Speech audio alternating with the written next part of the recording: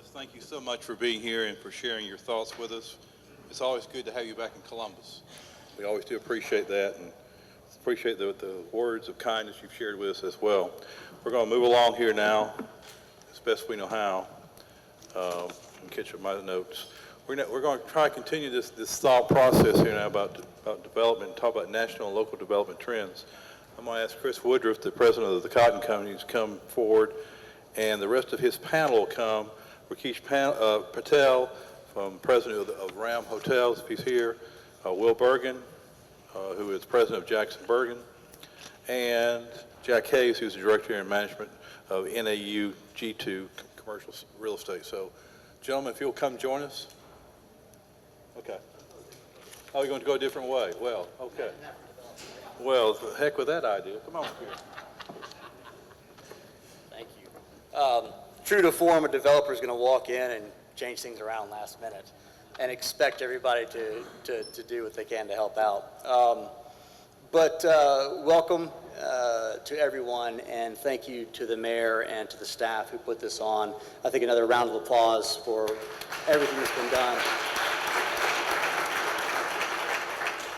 My goal today is to be up here and tell you a little bit about what I do as the president of the Cotton Companies, but also help enlighten you about what's happening from a national trend standpoint, and more importantly, to expose you to the brilliance of the panel that will be up here with Rinkish, Jack, and Will, who I appreciate so much for taking time out of their day to do this.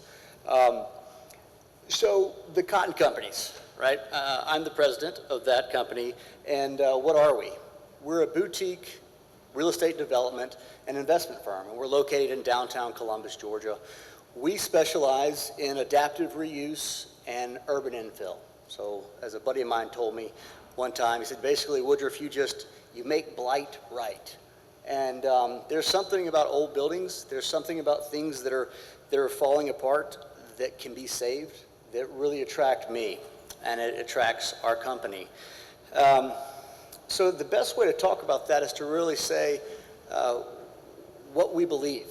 And fundamentally, the Cotton Companies, we believe that the community can be positively impacted through the built environment. And I think the designers in the room will agree with this. When you walk anywhere and you're surrounded by buildings, you are viscerally, whether you know it or not, you are impacted by the state of that building. If you walk by a pretty building or a pretty house or a pretty yard, there's a little bit of happiness inside you. Versus, and Dr. Scarborough can comment to this, he did earlier, you walk by a space that's falling in on itself. So the community can and will be impacted by the state of its buildings. This was our first project at 1230 and 1232 Broadway. It's intentionally blurry because you don't want to see how poorly these buildings were when I purchased them. But look at them now. Absolutely revitalized. A bit of modernity to them, but they absolutely provide and give life to the block. It gives it to these once dilapidated buildings, and that's what we do. We believe in change at the Cotton Companies. Where appropriate, change is a good thing. And change is important because as long as you respect your past and your history, that's what's needed, but don't let it stymie your progress. This is one of our joint venture projects that's currently in progress at the corner of 14th and Broadway. This was it a year ago, and this is in progress now. Soon it will be a modernized building available for restaurant or retail use. We believe in place. Not just the buildings as place, but that in-between spot, the place where we commune, where we get together, where we talk. And where that doesn't exist, it can be created. We believe that at the Cotton Companies, and this project, which was something we spearheaded, thankfully with the help of the City of Columbus and also Uptown Columbus, as well as the countless amount of contributions and investments from other entities, we were able to take a blighted median and turn it into a park. A space where no one thought was usable now becomes a place for people to gather to eat their ice cream. That's what the cotton companies is about. And we're about teamwork. I think you've heard a lot of that today. Teamwork is necessary to make any community a better place. If you don't have a good team, you can't take these crazy ideas and make them a reality. And by team, I don't just mean the fantastic designers and the contractors, I mean the city. I mean the public utility groups. I mean the community as a whole. Everyone has to play a part, because when you do that and when you gather everyone together, you can take a blighted block like this and turn it into something crazy that no one expected. And this is relatively new. Not a whole lot of folks have seen this idea, but it's called Dogwood Market. And we're taking, at the Cotton Company, we're taking this block, half block, and we're going from about 39,000 square feet of unusable space and turning it into about 55,000 square feet of adaptive reuse and urban infill, mixed-use environment filled with community activities, retail, restaurants, offices. This is what it's about. This is what we believe community is about. It's about coming in and bringing these opportunities. But the only way we can do this is through the continued help of the city, of partnerships, of the designers, of the contractors. This is what's needed. So we talk about the good, the bad, and the ugly. Well, there's a lot of that. The great news is we can stop it all. We can continue with the good, we can stop the bad, and we can prevent the ugly by working together. And that's what's necessary. As a developer, we're kind of the front line. We get chastised, we get praised, but it's our responsibility as developers to help communities grow. And it's the city and other forces throughout communities, it's their responsibility to help hold developers accountable, right? Don't just let us walk through and say, let's throw this here, this seems like a good idea. Let's have a proactive conversation about what's a positive impact to the community on how things are developed. And that's necessary, right? Because a developer can walk into a city and say, yeah, this is a great, I'll put a gas station here, this and here. They walk in, they get their return, and they leave.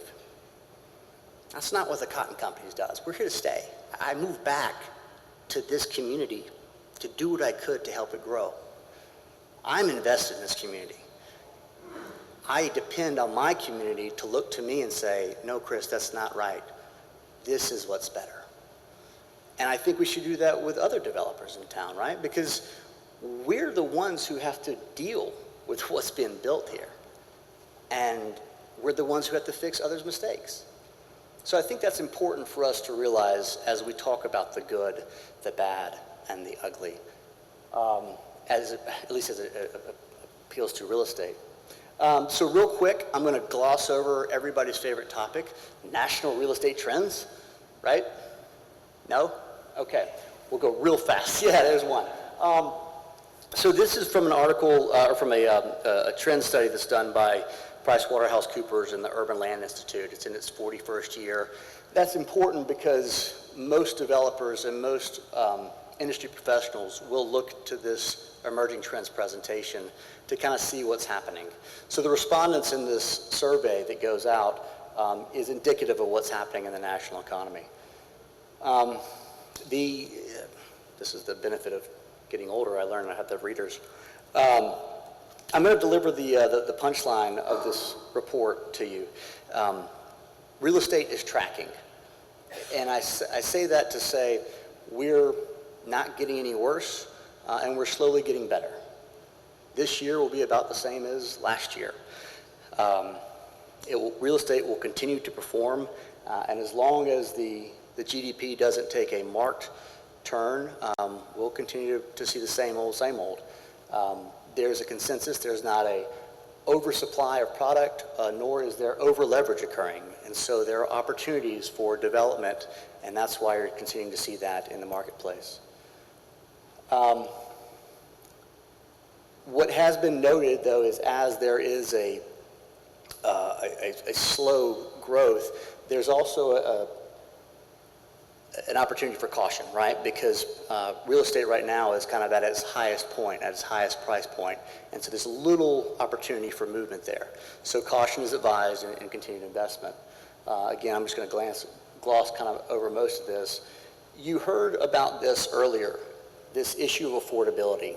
This is not indicative just of Columbus. It's a national trend, right? The affordability index is showing that the housing economy is challenged right now, which is why you're going to see a little bit more push towards multifamily.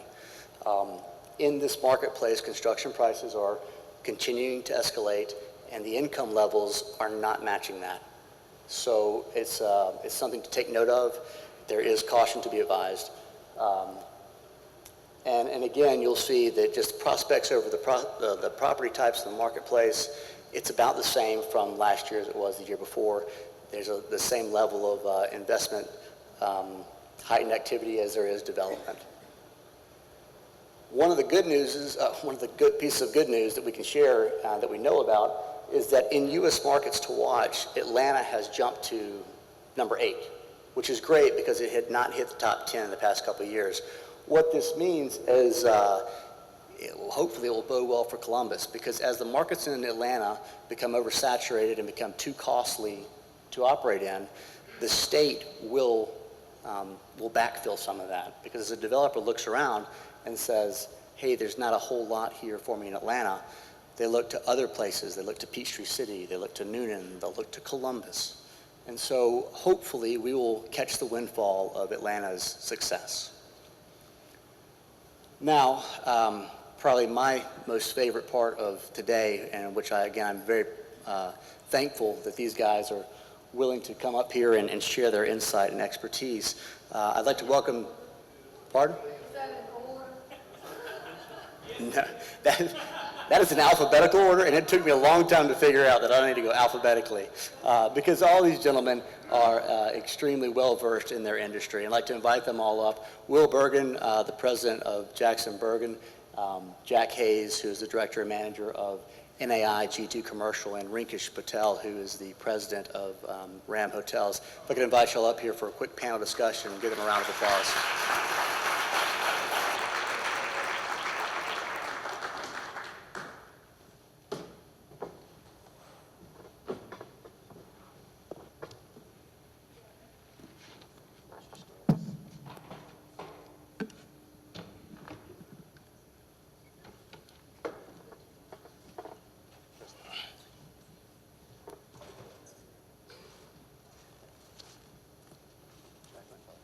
Test. Yeah, good. Check. Great. Good. Thanks. Again, thank you guys for coming up here. We are pleased that you will come to help us understand a little bit more about the industry and what's going on from a development perspective, both nationally and locally. Rinkesh, we're going to start with you. You've grown your company from essentially nothing to 20 hotels, and in the next year and a half, I guess you're poised to take on another 10, I believe. So good on you, and thank you for making Columbus your home and being a shining example of what Columbus has to offer, both locally and nationally. So the question really for you is, as a hospitality industry, what is the overarching perspective on hospitality industry growth, and what is Ram's experience in developing Columbus versus other cities? So Chris, I think we're in a golden age of travel because of the technological advancement. We truly are in golden age. As a world, we're much better connected and reachable than we were ever before. There's a great shift in demography, and it's affecting all industries, education and everything, not just hotel. We have a lot more younger people that are traveling and participating in this active industry, and they're teaching us things. Who would have thought that you would have a grandfather or a parent who is 60-year-old on Instagram or Facebook 10 years ago, right? So this and a few other things, such as social media influencers, and then blog writers traveling far away, remote places, and writing a blog about it, about their experience. You know, that's rewriting the game book. It's a game changer, right? New York, LA, Vegas, Tourism Bureau might have a budget of millions of dollars. What do we have compared to that in Columbus? We have a good number, but nothing comparable to that. But this bloggers, can you imagine them coming down here on the Chattahoochee on a whitewater rafting and tweeting and going viral? Playing field is level now, guys. So it's a very good thing, for once, and we need to capture that, and we need to build on that. Obviously, we are in that position because of the Uptown. They've done a tremendous amount of work. Also, the pioneers and the well-wishers, putting the money and effort into Whitewater and all the good things related to the Uptown. Thanks to them a bunch. And in the same retrospect, this young demography that's been traveling and everything, the big five, Hilton, Marriott, Intercontinental, IHG, and Hyatt's, they're observing it. And they're changing tremendously and at a scary pace. They've gone from hotel owners to basically franchise companies, and now they're just brand units. Hilton, Mr. Marriott, and Conrad Hilton do not own any hotels. They're developers and institutions, they own them. They just own the right, and they franchise them. But even more so than is, they are really trying to build up the loyalty brand, like Delta, SkyMiles, and everything on it. So there's a huge, big fight as well right now with emergence of online travel agencies and online rental places, Airbnb and such, which are not as mature. Hotels been around for 50 years, companies been around for 15 years. And these are just some IT guys, tech companies started this startup, and they're valued at $50 billion, worth more than Marriott, right? It's a serious threat. So the whole perspective is changing, and for the last 5 to 6 years, they're going a tremendous amount of transformation. So it's a general concession in the industry that we're no longer going to just only provide accommodation. We're going to provide an experience to our guests. We're going to empower them. We have technology where you can order the room service to your phone, key card, digital keys, go straight to your rooms, check in, bypass the front desk. We're going to make our lobby very lively so that you're part of it. And not only that, we're building more hotels in urban, like Chris says, lifestyle. So if you look at the makeup, there's 160 hotel brands in the United States, okay? And there are classic brands and there are distinctive brands. As a company, we're shifting to distinctive brands because that's what the future is. It's about lifestyle, it's about boutique, it's about the experience. It is no longer about a great shower and a good sleep. You gotta have those two, but you gotta have the rest of it as well. So that's the blank space for hotel right now, what's going on. Just a quick narration on it. I want to kind of divert back to economics, what makes hotel works and feasible. Are we good on time? Yeah. Okay. So 2010 is when we kind of sort of started coming out of the recession. As a hotel industry, we have seen 114 months of consecutive RevPAR growth year over year. That's ridiculous. 97 consecutive, 14 months altogether. However, for the first time, August of 2019, the index for hotel room was at 1.9%, and the index for the supply was also at 1.9%. So what it tells us is we're at par, right? Supply and demand, it matters. At the end of the day, no matter what business you are in, supply and demand needs to be checked every time. But we're at par. The numbers are still very, very healthy. And because travel is it right now, everybody wants to travel, and travel is making people feel good, and also people are traveling for purpose now. So travel and hotel industry has good legs, and is going to remain that way for some time. There's really no doubt about that. So let's come back to Columbus, Georgia, right? What is the health of our hotels, and in terms of economics and what we're seeing on the horizon? We are, surprisingly, we're off cycle since 2005, primarily due to BRAC realignment. So 2005, BRAC was announced, and we had a tremendous demand for hotel rooms. So we were just shooting up. I mean, we were shooting up through recession, 2009, 2010, 2011. Rest of the US, starting in 2008, started decelerating it, and they stalled. I mean, it was just horrible bloodbath out there. Well, folks, developers still had money. So it brought 16 new hotels in our town. At that point, if I remember, we only had 40 hotels, about 4,200 hotel rooms. We added 16 more hotels, about 1,600 hotel rooms to our existing supply. So when 2012 turns around, rest of the US economy starts rebounding, guess what? We start decelerating. And we continue to decelerate all the way to 14, 15, and 16 is the first time we started rebounding. So US economy started rebounding 2010, 2012, hotels started rebounding. We're at 3 months lag. We're 3 months behind, guys. So 16, 17, 18, 19, great years. Occupancy levels are very healthy right now. what we do lack, and usually occupancy comes first, and then comes the rate, average rate, which is the rate you charge for the hotel per night. So our rates are not there, comparable to Macon, Augusta, Savannah, and all the different suburbs and submarkets of Atlanta. We are performing very poorly in the rates. And there's multiple reasons for that. Primarily is we were just in shock. It's just an effect, it's just trying to get the village to go. I don't want to advocate for price fixing, but trying to get everybody to say, hey, push your rates, guys. This is an opportunity. Demand is there. Push the rates. More revenue for us, more tax generation for the city, right? That's what we're about. Because we know there's a downturn coming. So when you can make the hay, when the sun is out, you make the hay. Same philosophy over there. So finally, we're there, and I'm hoping that we have another 18 months of growth on occupancy before we have another 310 rooms that are going to hit the uptown market. And we really need this 18 months of occupancy increase, continue to drive the rates, so when the new product comes in, they can get absorbed very nicely. Okay, well put, and we'll real quick, one last question, if you can answer it in 10 words or less. What should Columbus stop doing or continue doing to really help spur on the hospitality industry? Columbus has been great, especially on what the things they're doing right is CVB has it right, Sports Council has it right. The city government needs to really support them with new incentives, initiatives, especially keep up our facilities here so we can bring more groups or more sports teams to the town, more heads in a bed, more generations for us, and more tax revenue generation for the city. So that definitely helps, I'm not going to say. And they do a great job with that, absolutely.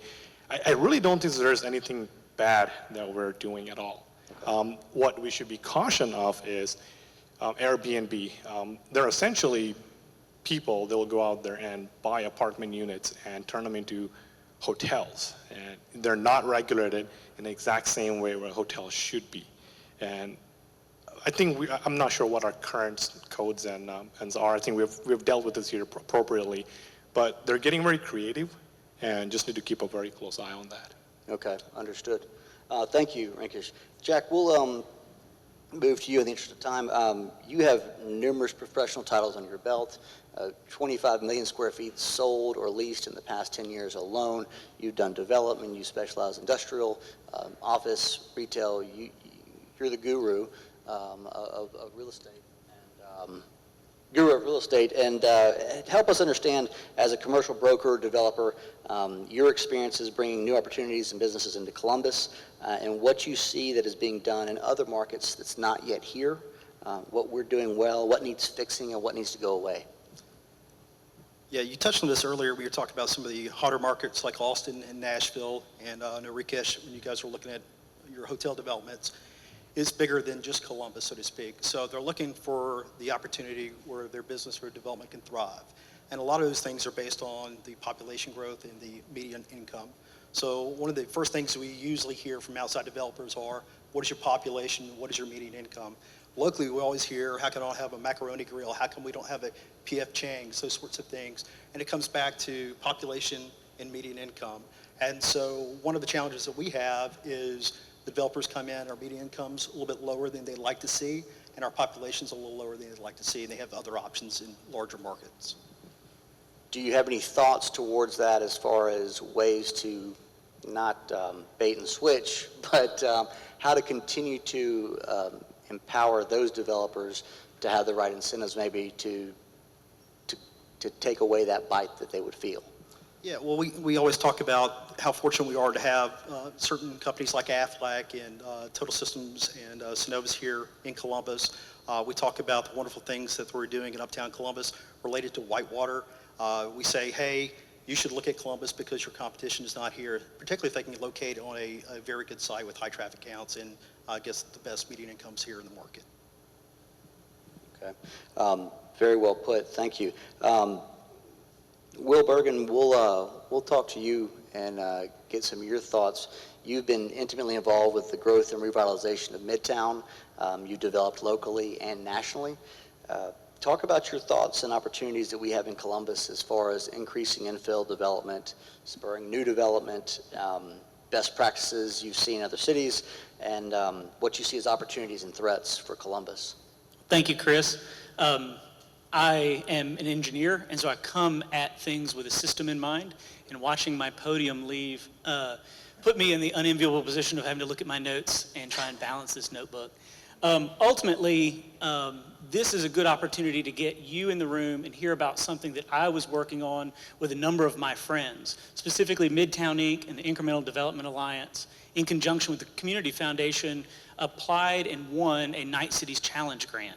And part of this grant was to help places like Columbus speak to the things and to the ways that we can invest in our core city in the middle of our town and bring the sort of small changes to policy and plan and programming in order to incentivize local development and local folks to be here.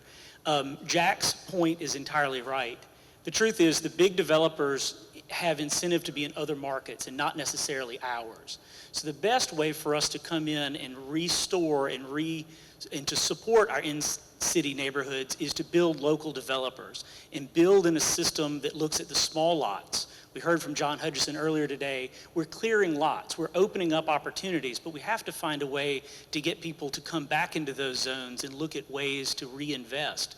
Big developers need big land lots, they need big incentives to do things. And that's right and good because they have overheads and products and markets they're driving. We want those. However, we also have to look back and find ways that we can do development in our own area.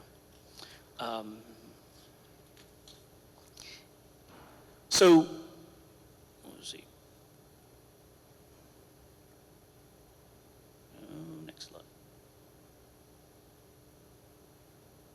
There we go. So the approach is small and incremental development. The idea that we can go in and look at small single lots and small parcels that exist on our tax rolls now and find a way to reinvest in those and get those back being productive and to work incrementally in the neighborhoods. Specifically, a slightly problematic problem for a big project really becomes a deal killer for a small project. And our city council, our planning department, all of the engineering department, everyone is very accommodative to those who would like to do projects. However, what we need to do is make certain that our code, our founding documents, give us the right to do these things, to incentivize these, and not just through relationships or having a connection with somebody to be able to do that. And when I say that we're going to do small and incremental development, my clicker's not working. We really wanted is the idea of going from something seasonal and small. Columbus's city, the market days on Broadway is an exact replicant of that, to start something small and get the entrepreneurs into the street and get people out and creating a sense of community, and then building buildings progressively larger, progressively more dense, and to meet their needs. Is what we're talking about. The idea of creating an ecosystem in the neighborhoods. When you drive through our areas, you'll see shops, former shops, vacant buildings, opportunities where neighborhoods came and met. The idea is to get back in and rebuild those places as community centers for activity, business activities and learning centers and coffee shops. So how are we going to get this done? We need to find a group of locals who care about the neighborhood and that are willing to learn. You heard Otis White talk about how can we engage with people and bring that message together. We want to patch the local systems, make certain that they're ready for this kind of work. And then we're going to work in small steps, which means that when we make a mistake, it can be a small mistake and we can recover. Some of the problems, the roadblocks that we have is really extremely low commercial rents. This is an area where we have to get things done. We have an excessive parking burden. We have the idea that there's plenty of parking everywhere. Zoning leaves out small lots, and then the idea of multi-unit development is either difficult or not viable. I want to go through a classic case so you know how this affects. This is the Wildwood Court. It was built in 1927, which meant that it has been producing tax revenue for our city since that time. That's a long time that it has been consistently providing income to our city. It has 24 1- and 2-bedroom apartments, and it fits snugly on a lot at 175 feet wide by 200 feet deep, but only 20 parking spaces with 6 on the street. If you were to actually have to rebuild this, you would end up needing to double the land available to it. You would need to double the amount of space that's taken up, which means you take down the other classic structures on either side, and you would destroy the rentability of this place. You would not be able to rent it for that same amount because we end up subsidizing land and parking spaces. How does this affect what we can do?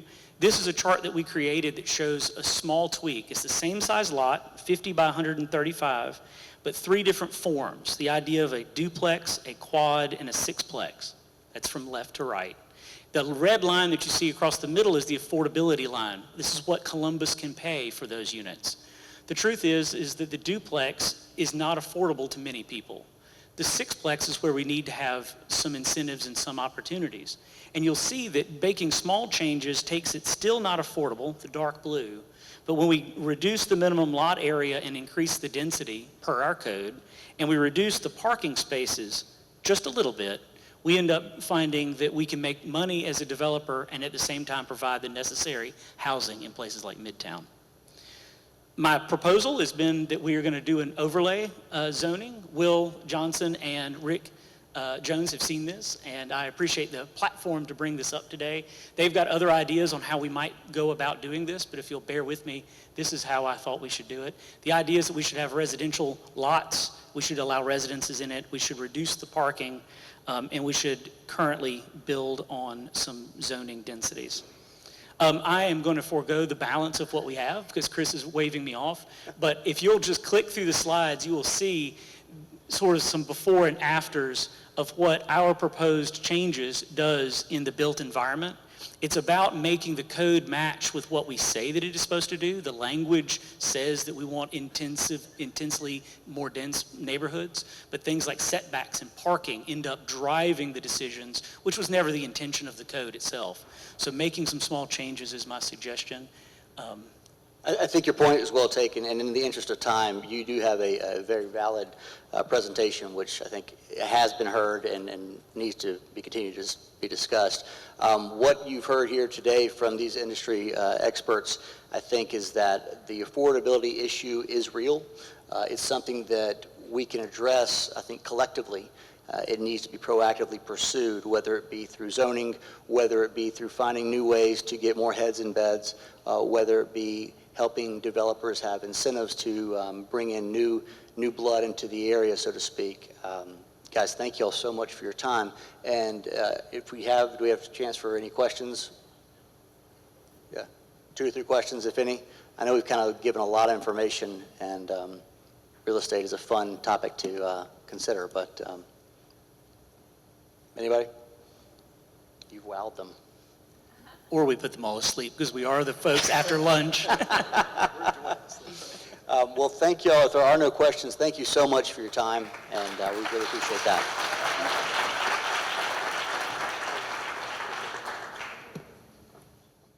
For last, though, before we go on that bus ride, I wanted to introduce to you Laura Johnson, who is our Director of Community Reinvestment.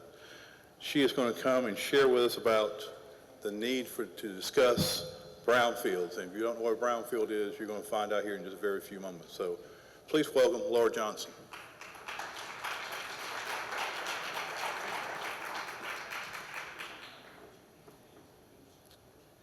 Good afternoon. So before I get started, I just want to ask all of you by a show of hands, how many of you know what a brownfield is? Most people? I know Jim knows in the back. So just to kind of explain what a brownfield is, we're actually sitting in one, because I would say 99.99% this is or was a brownfield prior to redevelopment into this beautiful event center. A brownfield is a property that the redevelopment of that property is complicated because the property is either contaminated or there's the perception that that property is contaminated. So the truth is, brownfields are everywhere. They could be abandoned gas stations, they could be old schools, they could be mills just like this one, but they're all over Columbus, all over the world.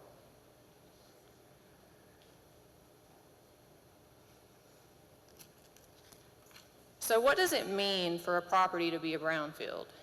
So a property, if it's a brownfield, it could mean that there may be a limited use to what that property can be used for in the future. An example that may be that a property that was once industrial or once was an abandoned gas station, you might not be able to build houses there. It could also mean that there's going to be the future owners might need some sort of protection if they buy that property, because they don't want to be liable for that property once they buy it if contamination is found at a later date. And then it can also mean funding, because with brownfields comes grants. And the local government plays a huge role in this, because the local government and nonprofits are the ones that are able to get these grants for these future developments of these brownfield sites.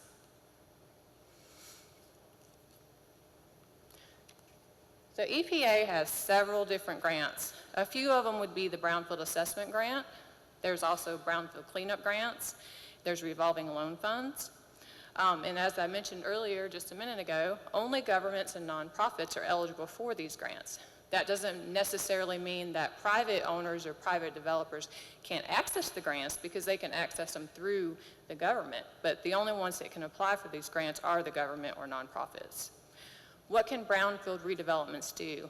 They can create jobs, they can increase the local tax base, they can reduce blight, and they can also improve the environment.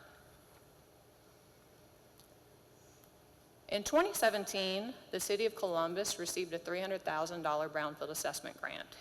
And what this grant was used for is it can be used to conduct environmental site assessments like phase 1s. It can be used for phase 2s, hazardous materials surveys on properties.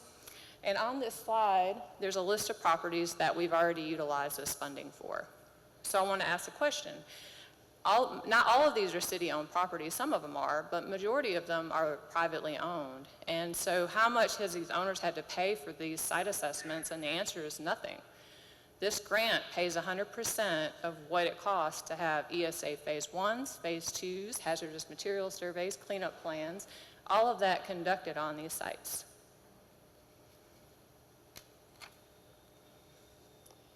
So this is a map of the target area. And one of the things that EPA looks for when we're applying for these grants is ensuring that whatever area that we've selected has a good amount of abandoned properties or potential brownfields in the area. So one reason that we chose this area particularly, which as you can see is the Mill District area, is because it has various mills. Chase Homes is located in the area. Bibb City School is in the area. And all of these properties are perceived to be brownfields. The second map shows that same target area, and it also shows that there's numerous amounts of abandoned gas stations in this area, dry cleaners in this area, auto repair and mechanic shops in the area as well. And so those are other properties that would be perceived to be brownfields.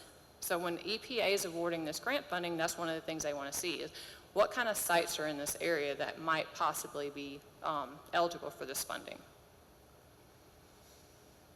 So another reason that this site was selected was because this area is a local redevelopment area. It also has a TAD, and it's also located in a federal opportunity zone, which has the potential, to drive redevelopment in that area as well. And then there's also numerous stakeholders in the area too, such as the Mill District, which we heard Marquette speak about earlier. NeighborWorks Columbus is doing a lot in this area. The Housing Authority with Chase Homes, Mercy Med, and Historic Columbus, and many more. There's so many stakeholders in this area, and that's one thing EPA wants to look at, wants you to show when they're awarding this grant funding is, what's going on in this area and how are you going to be able to use this funding to benefit this community. So since this is about the good, bad, and ugly of Columbus, I kind of wanted to go over the good, bad, and ugly of brownfields. So brownfields are not always what they're perceived to be. Sometimes you can look at a site and you're going to say, yeah, that's contaminated, that's a brownfield, but it may not be.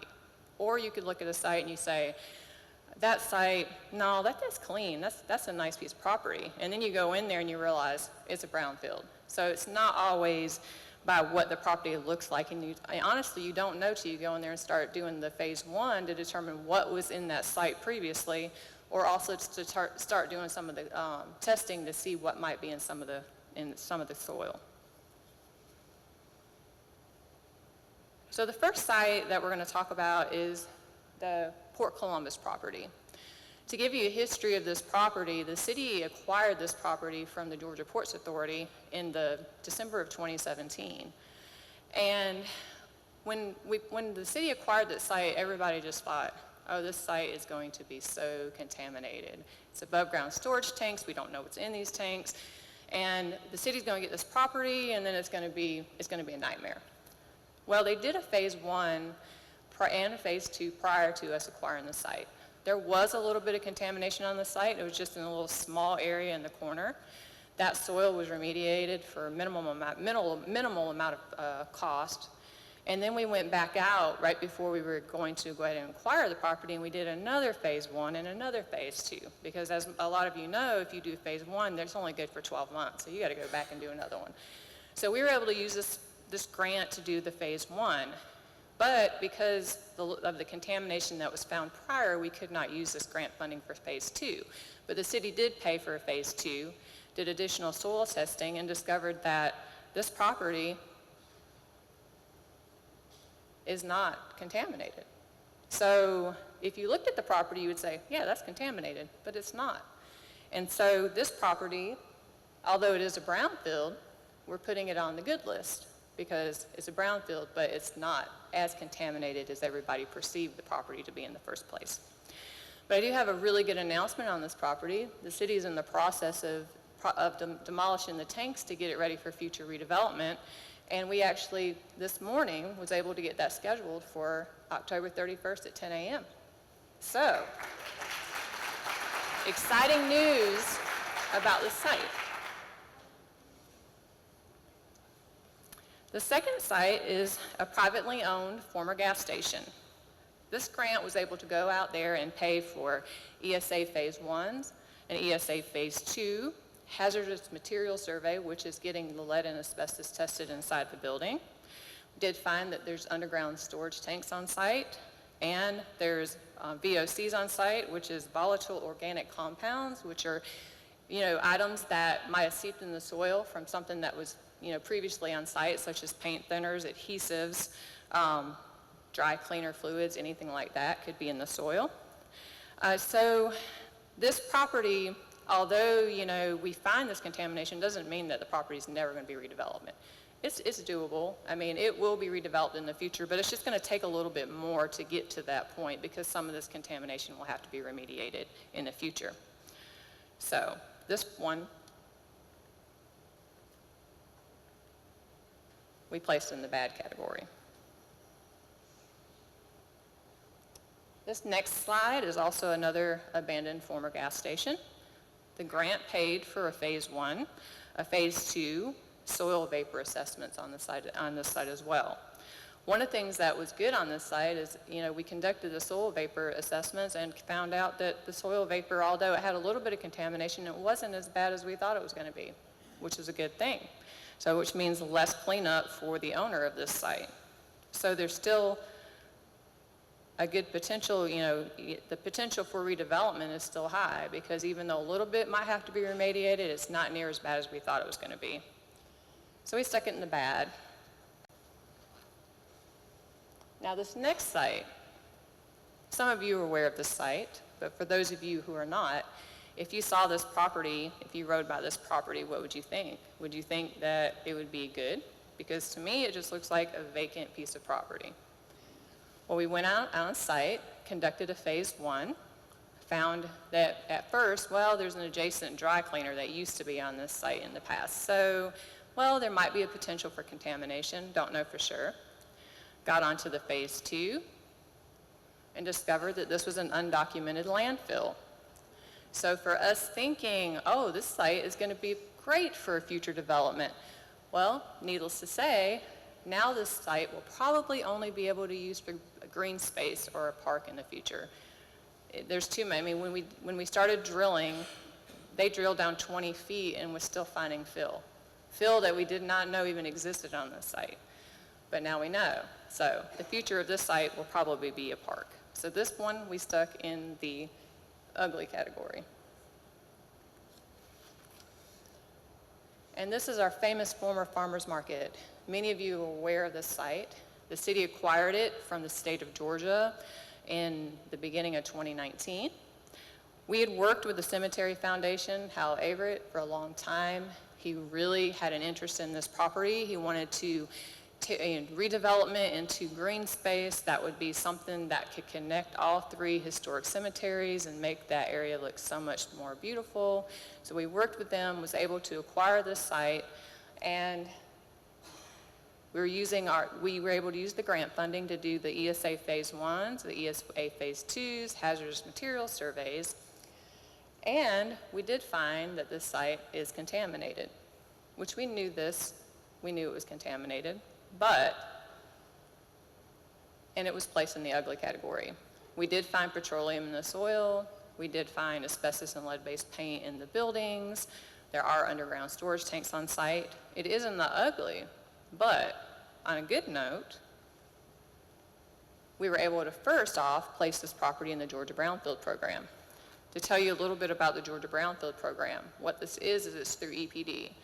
And it allows you, if you are interested in a site that you know is contaminated, you've had the ESA Phase 1s and ESA Phase 2s prepared, but you still want to move forward and you want to try to clean it up. This program can help you because it can help a future owner or developer be protected from liabilities of contamination. So if you know that it's contaminated, you get it tested, you figure out what's there, you clean up the site, and as you're cleaning up the site, you find additional contamination.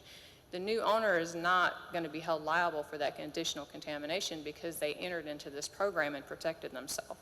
Another benefit of this program is that you can get a tax abatement on any future developments there for up to 10 years. So if you find a site that is contaminated and it's a brownfield and you're interested in redeveloping it anyway, you can enter that site into the Georgia EPD Brownfield program, and then you're able to, so if you're paying currently, say, $5,000 a year in taxes, you go and redevelop the site, say after redevelopment, you've got to pay $20,000 a year taxes. Your taxes are frozen at $5,000 a year for 10 years for you to be able to recoup some of the cost of what it cost you to remediate that site. So it's a great tool for developers to come in that might have a brownfield site that they're interested in. It's a way for them to recoup the money that they put into that site to remove the contamination on that site. And then also, the city was awarded a $500,000 cleanup grant for this site as well. So we were able to go out, because the site had contamination, we were able to apply to EPA for funding and was awarded $500,000 for cleanup. Oops, I didn't mean to go. And with this grant, there's a 20% match, which the Cemetery Foundation's raised funding. We have CDBG funding identified for that match as well. So, and the grant actually started October 1. So we're in the process right now of doing planning. We have to do additional soil testing. We're doing planning. And we're also going to be in the process of doing some more public outreach, which will start in November. So right now we do not know what this site is going to be. When we were applying for the grant, we did a lot of community outreach and a lot of ideas came to us. And one of the ideas was to possibly use this site as a future urban farm or an what's it called? An agro hub? But anyway, to be able to use it to grow stuff for the community and to have demonstration gardens and for field trips for kids to bring, or for teachers to bring kids for them to learn about growing, to have event space. These are just been ideas that's been thrown out at us. But again, we'll be holding some more public meetings. We'll be trying to provide, to gain some additional input from the community on what they feel like this site should be used for in the future. And those will begin, like I was saying, in November. And community engagement is huge for this grant. EPA, that's the one thing that they really want the city to do, is they want to get the community involved in all aspects of the planning of this grant. So we do that, the Columbus Brownfield program. We have our own website, we have our own Facebook page, we have public meetings, we have community outreach events, we do things like we're doing today, talking to people about brownfields, because we want to make sure that just because somebody hears the word brownfield, they don't run away, because there's programs out there, there's grants out there, there's funding available that can be used to redevelop these sites. So don't just leave them out there blighted and contaminated. If you have the resources, if you think it's a good location for future redevelopment, come to us and we can maybe help. We might can apply for a grant for your property as well. I mean, it can't be under a developer's name, but if you were to transfer that property to a nonprofit temporarily during redevelopment or to the development authority, they're all eligible for these grants. So if you have a property out there that you feel like you want to redevelop, but you're just scared, just come to us and we might can help with some of this grant funding. And that concludes my presentation. Do we have any questions?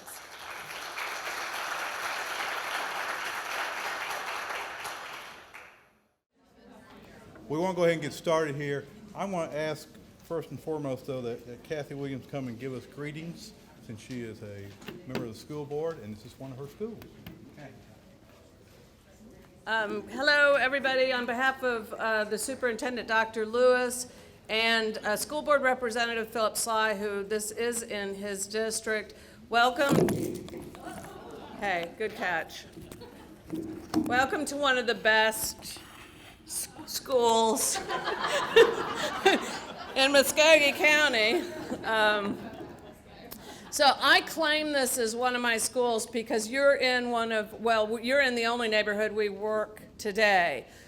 For those of you who had the privilege of being on my bus and got to listen to me scream at you, this is where NeighborWorks Columbus has been working for the past 2 years. You saw Meritus Mills, where we're building the 108 elderly low income, and you'll hear more about Anderson Village and the 4th Avenue corridor. But while we were doing that, we really got fortunate because in this community was one of the best schools with one of the best staff and cadre of professionals in our portfolio of great schools. And so it is, I'm thrilled to be able to welcome you to Fox Elementary and to be able to bring up Yvette Scarborough. Dr. Scarborough came to us from Florida because Dr. Lewis said, this school needs the best, and he knew exactly who he wanted, and he went and got her, and we are so fortunate to have her here. So y'all, thank you for being here. Give it up.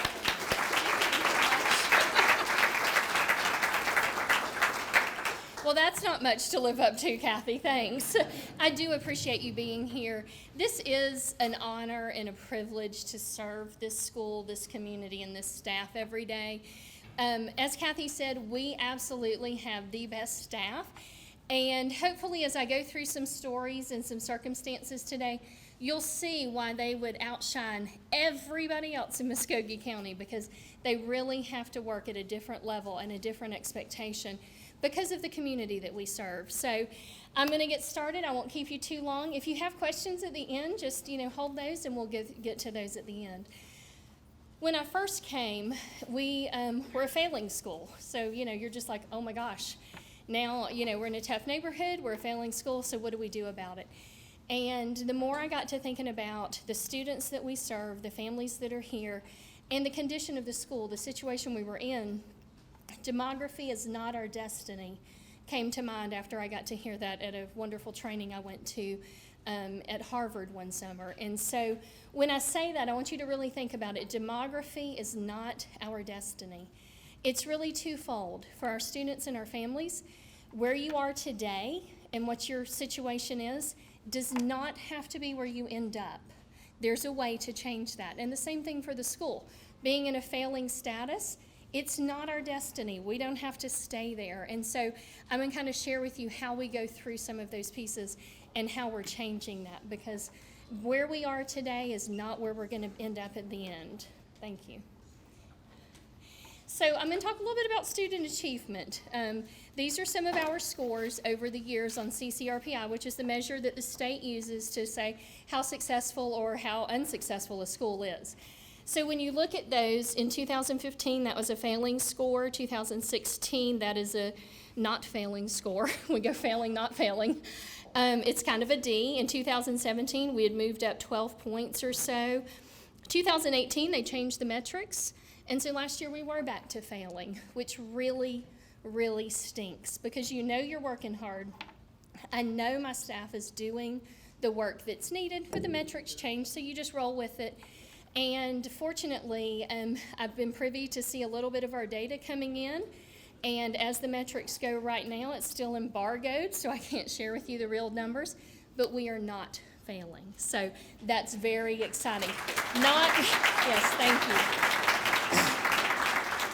you. Not where we want to be by any means, but we are not where we were, so that's an important piece. But I want to tell you, these scores, this F or D or A or C or whatever a school gets, does not tell the story of the school.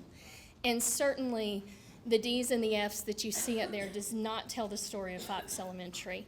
The schools they don't tell you about the students. I think you got to see about 6 of our fabulous kids as you came in different spots. Let me tell you about the kids that are here, not this big ugly score that shows up in October every year. Our kids are kind. As you leave and go back out, there's a kindness wall. And so when they're caught being kind, we're putting up what they did. Our 5th grade boys are happy to get their name on the kindness wall. That's a big deal, y'all.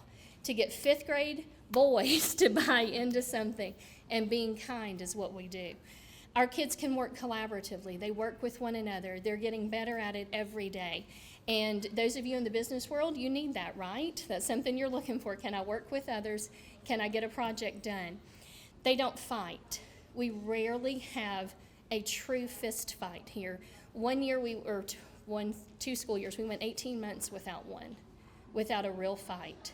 We've had a couple of, punches thrown, but it's not, fisticuffs here, people pulling them apart. We don't fight anymore. Our kids are starting to love reading. Those of you may say, well, when I first came, there was not a kid picking up a book. They did not care to pick up a book of their own accord and just read. Now they want to read. We have helped to, work in that love of reading for them. Our kids love gardening. The group from Brookstone comes over in the afternoons and helps with Boys and Girls Club, and we're growing, plants and vegetables and fruits and stuff out back, and they're excited about it. And they're working hard every day to catch up. It's rare that I go in a classroom that a child's not really working at their full potential. Nobody's sleeping, nobody's grumpy, they're just doing the work. So even though we're a failing school, it doesn't tell you about what our kids are really like every day. So I just wanted to make sure you realize that, because the number just doesn't tell the whole story. So as we look at the next piece, today was an interesting day. It was a rainy day. And a rainy day kind of yields a lot of absences. We can't teach an empty chair. And if you look at this, in 2018, the first quarter, that's the first 9 weeks, we've just passed that, with 330 or so students, we had 800 absences last year. We're already at 655 today. That's a lot of absences, y'all. We were probably down by 20 or 25% today because of the rain, because it rained at arrival today. Kindergarten and 5th grade had parent conference day. One teacher had 11 parents scheduled. She only got 3 here. 11 had committed out of the 22. Only 3 showed up. I know it's because of the rain. They live 5 or 6 blocks away. No one's walking over in the rain. So we know that's an issue. Our tardies are a little up this year, and every minute that a student misses, it's so hard to catch back up. And so this is really one of the biggest challenges that we have not figured out how to correct. We don't know what the answer is yet to that. We haven't stopped looking, but we don't know what the answer is to ensuring that parents buy into the concept that education is the most important thing they do every day. So we're fortunate. I think y'all heard about the Mill District Inc. today, and we are recipients of some funding from them, private funding, to purchase a social worker, which I just hired yesterday. Yay! So, it takes a few minutes to get the onboarding done. A full-time parent liaison. And so we're hoping with the addition of those 2 new staff positions that were funded privately because they saw the need, that we will be able to adjust this as we go and to help parents understand the need to be here, not home, even on a rainy day. Excuse me. So next. Sorry, we don't have the clicker and all that today. So let me tell you a couple of stories. So you've seen some data. So let me tell you a couple of stories. We are the only school that has a Boys and Girls Club on our campus in the Muskogee County area. I was so fortunate, met Rodney Close, superintendent, sitting over, and said, hey, Yvette, talk to my friend Rodney and see what y'all can do over there. So in an hour, we had this fixed. We had a whole plan, and I mean, literally 1 hour, we were done with this. But let me tell you why this is so important. We have a student, thank you. I'll tell you Derwin's story. So sometime last year, I was up in my office area, and I could hear just screaming going on. Hear just, kind of loud screaming. I looked at my watch. I'm like, well, it's not pre-K time, because our babies sometimes will scream coming down the hall. And I was like, that's just odd. Let me go check on that. So I head out. I'm going to check. I find the, source of the sound. And my academic dean was already over there, and a teacher was over there with a student. And he was just screaming at the top of his lungs. And all I could make out was he goes, I want my, and we just couldn't tell what he was saying. And it started with an M, but it wasn't mom, because I thought, oh, he must be sick. I get a little closer. Well, I see there's a pool of vomit, so I stop because I just can't go any further. And there were already 2 adults helping him much closer. And he's just screaming. And I'm like, I'll call his mom. And so they're talking to him, and he's screaming, I want my. And about that time, he reached down into the pool of vomit and picked up a chunk of meat. And he was screaming, I want my meat. Because he was going to be hungry. He knew he had to go home. He was 2nd grade. He knew because he had thrown up, he was going to have to go home. And food scarcity is such an issue in our neighborhood. He knew he wasn't going to get to eat again. So at that second, I said, buddy, I'll go to the lunchroom, get you another tray to take home. I mean, thinking, he's sick on his stomach. I don't know what he's going to want to eat, but we'll send it home. He stopped. He stopped screaming. He was fine as soon as he knew he was going to get that tray to go home. And so that prompted us to realize the big picture of what we deal with. Our kids just don't always have enough food. So with the addition of Boys and Girls Club, they were able to do dinner. So every student who attends Boys and Girls Club, which right now it's between 85 and 100 a day out of our 335, they get a hot dinner, and then they get a snack before they go home. So right now, as we're speaking, they're back in the art room. We've adjusted today for you guys, and they're having dinner. And so that is such a blessing to those kids because Boys and Girls Club is free for our students. It's not free for the other clubs around town, but it's free for our kids because of the generosity of the community through United Way and other supports. And so they get the food. And then the other thing that we've just recently gotten a sponsor for are weekend food packs. And we sent home a notice, Feeding the Valley's going to do a weekend food pack for kids, and 200 of our 335 signed up because they need that food. So we know there's some things beyond what we do with reading, writing, math that we have to take care of. And thankfully, with the generosity of the community and the supports of agencies like Boys and Girls Club, we're able to take care of at least 100 kids that stay and take care of those things. So that's a big plus. The children that go to Boys and Girls Club also have scored better on their reading test and things like that. We can measure their reading scores with a mark called Lexile. It tells you where they are grade level wise. If they go to Boys and Girls Club, they've grown almost 2 years, where the rest of our kids are growing a good year and a third. And so because of that input that they have the homework help, they have dinner, they play sports because our kids really don't get to go and play organized sports, and they get character ed in the afternoon. So that's why we're working on that social emotional learning. That's why we're much more kind than we used to be. We're not fighting, and we're working together. So Boys and Girls Club is a real benefit to our students and our community here. So the other thing that we have is a little different than the other schools. We have Mercy Med at Fox. As you came in, there was a door, and we have an urgent care clinic right here in our school. And so we are so fortunate to have Megan Brooks. She's a physician's assistant who comes 3 mornings a week to serve our kids and our staff. That's a huge piece because when, teachers are the hardest working people you're going to find. And they don't like to write sub-plans because that's 10 times the work than what they have to do. If they've got a cold, if they've got a sinus infection, if they're just feeling crummy, they're going to come on to work. Thankfully, we can send them over to Mercy Med for an urgent care visit, in and out in 15 minutes. and they can pick up their prescription over at CVS on the way at lunch or whatever they need, and it really saves them a lot of time. But what we're noticing, we had 177 students see Mercy Med last year, and we are about 95% of our students have signed up. So if they get sick and are sent to the school clinic, they can come over and see Mercy Med. So that's huge, that anytime they're not feeling well, we can have them seen. Because most of the time our kids end up in the emergency room. They don't really have pediatricians generally. And so if they're sick with strep, they end up in the emergency room 3 or 4 days later when it's really bad. And then they've already missed 2 or 3 days of school, 2 or 3 more. And so whenever Mercy Med came on, their whole goal was to help us with the attendance piece. How can we help, decrease absences and things like that?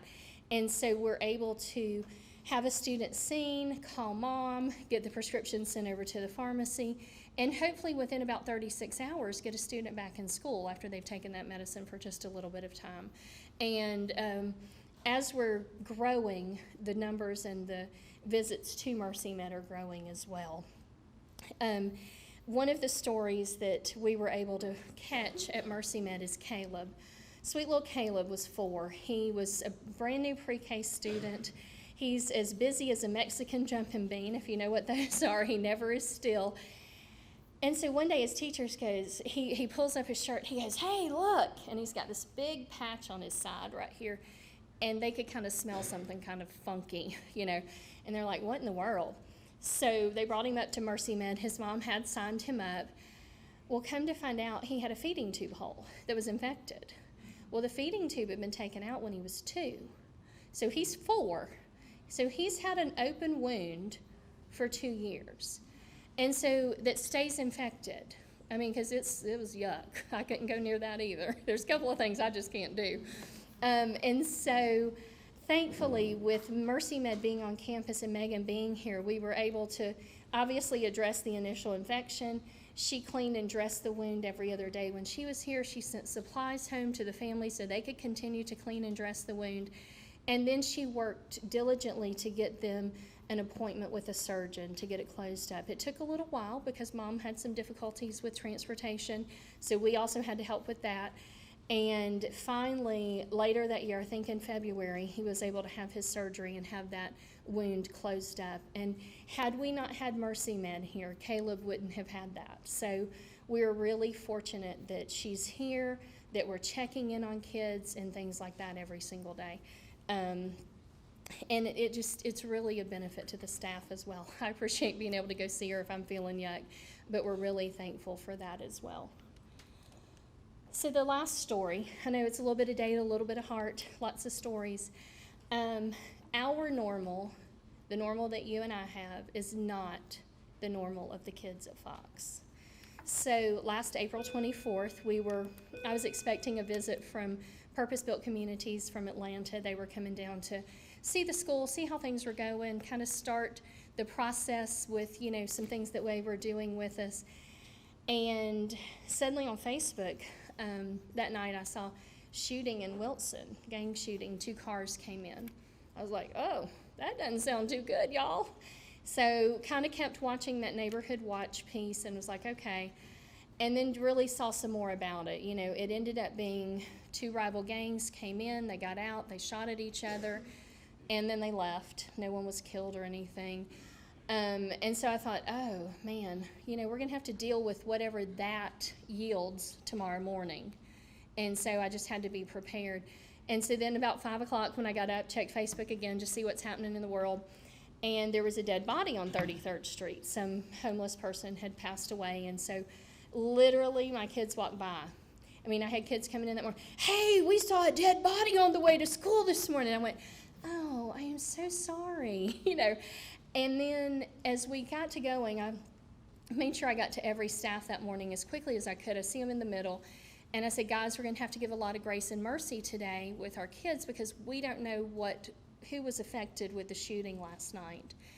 And the shooting took place about 7:30 in the evening. And so in April, we're still under daylight saving time. So, kids are out playing. And, kids came in for breakfast. I didn't get to my cafeteria people to tell them. And kids were going, "These windows bulletproof?" And it was really odd. They were like, "Wonder why they're asking that today." And I said, well, I know why they're asking today.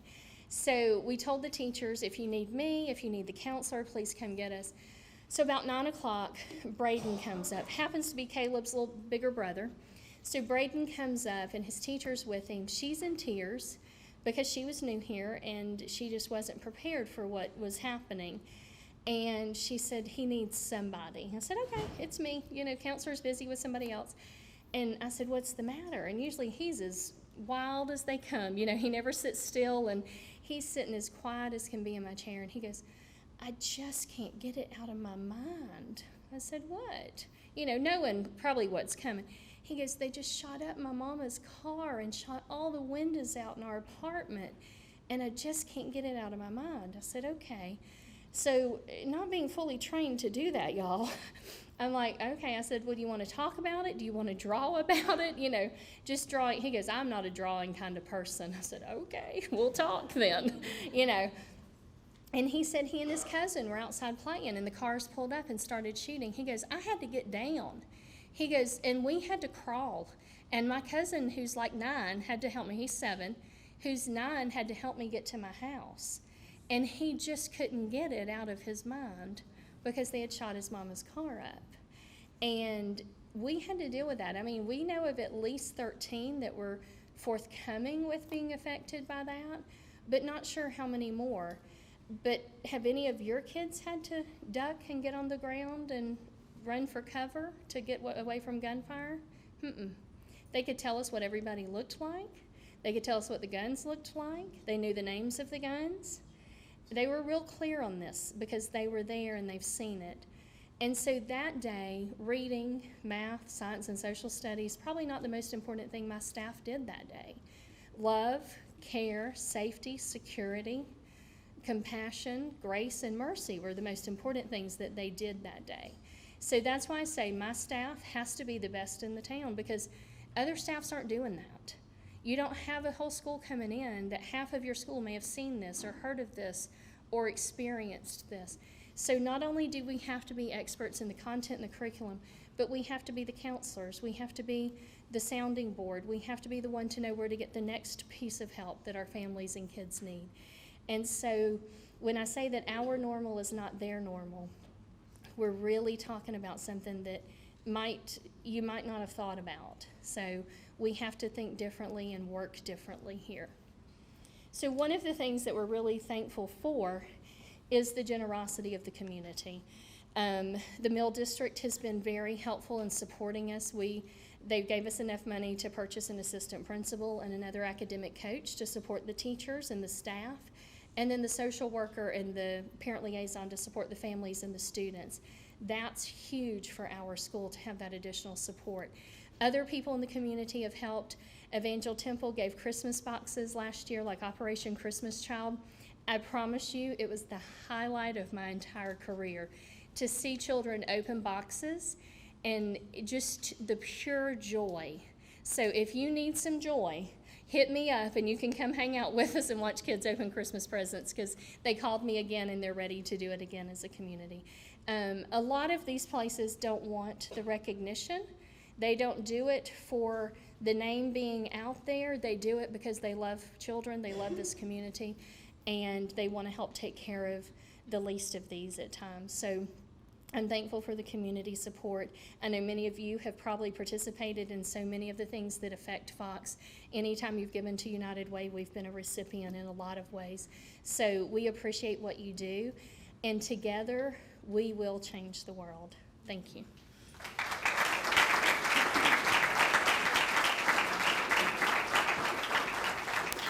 So I didn't oversell it, did I? Any questions? Dr. Scarborough's amazing. There's got to be a couple questions. What high school are the children that go to Fox Elementary going to? Okay, so most of our kids, I'll tell you the whole route. If they live over in Wilson and on the back side of the school, they go to Double Churches and then to Jordan. And then if they live on the front side of the school, they go to Arnold Middle and then back over to Jordan. So, okay. Yes, ma'am? I've heard you talk real compellingly about the turnover issues you have in your school, and I think those numbers would be really helpful for all of us to hear.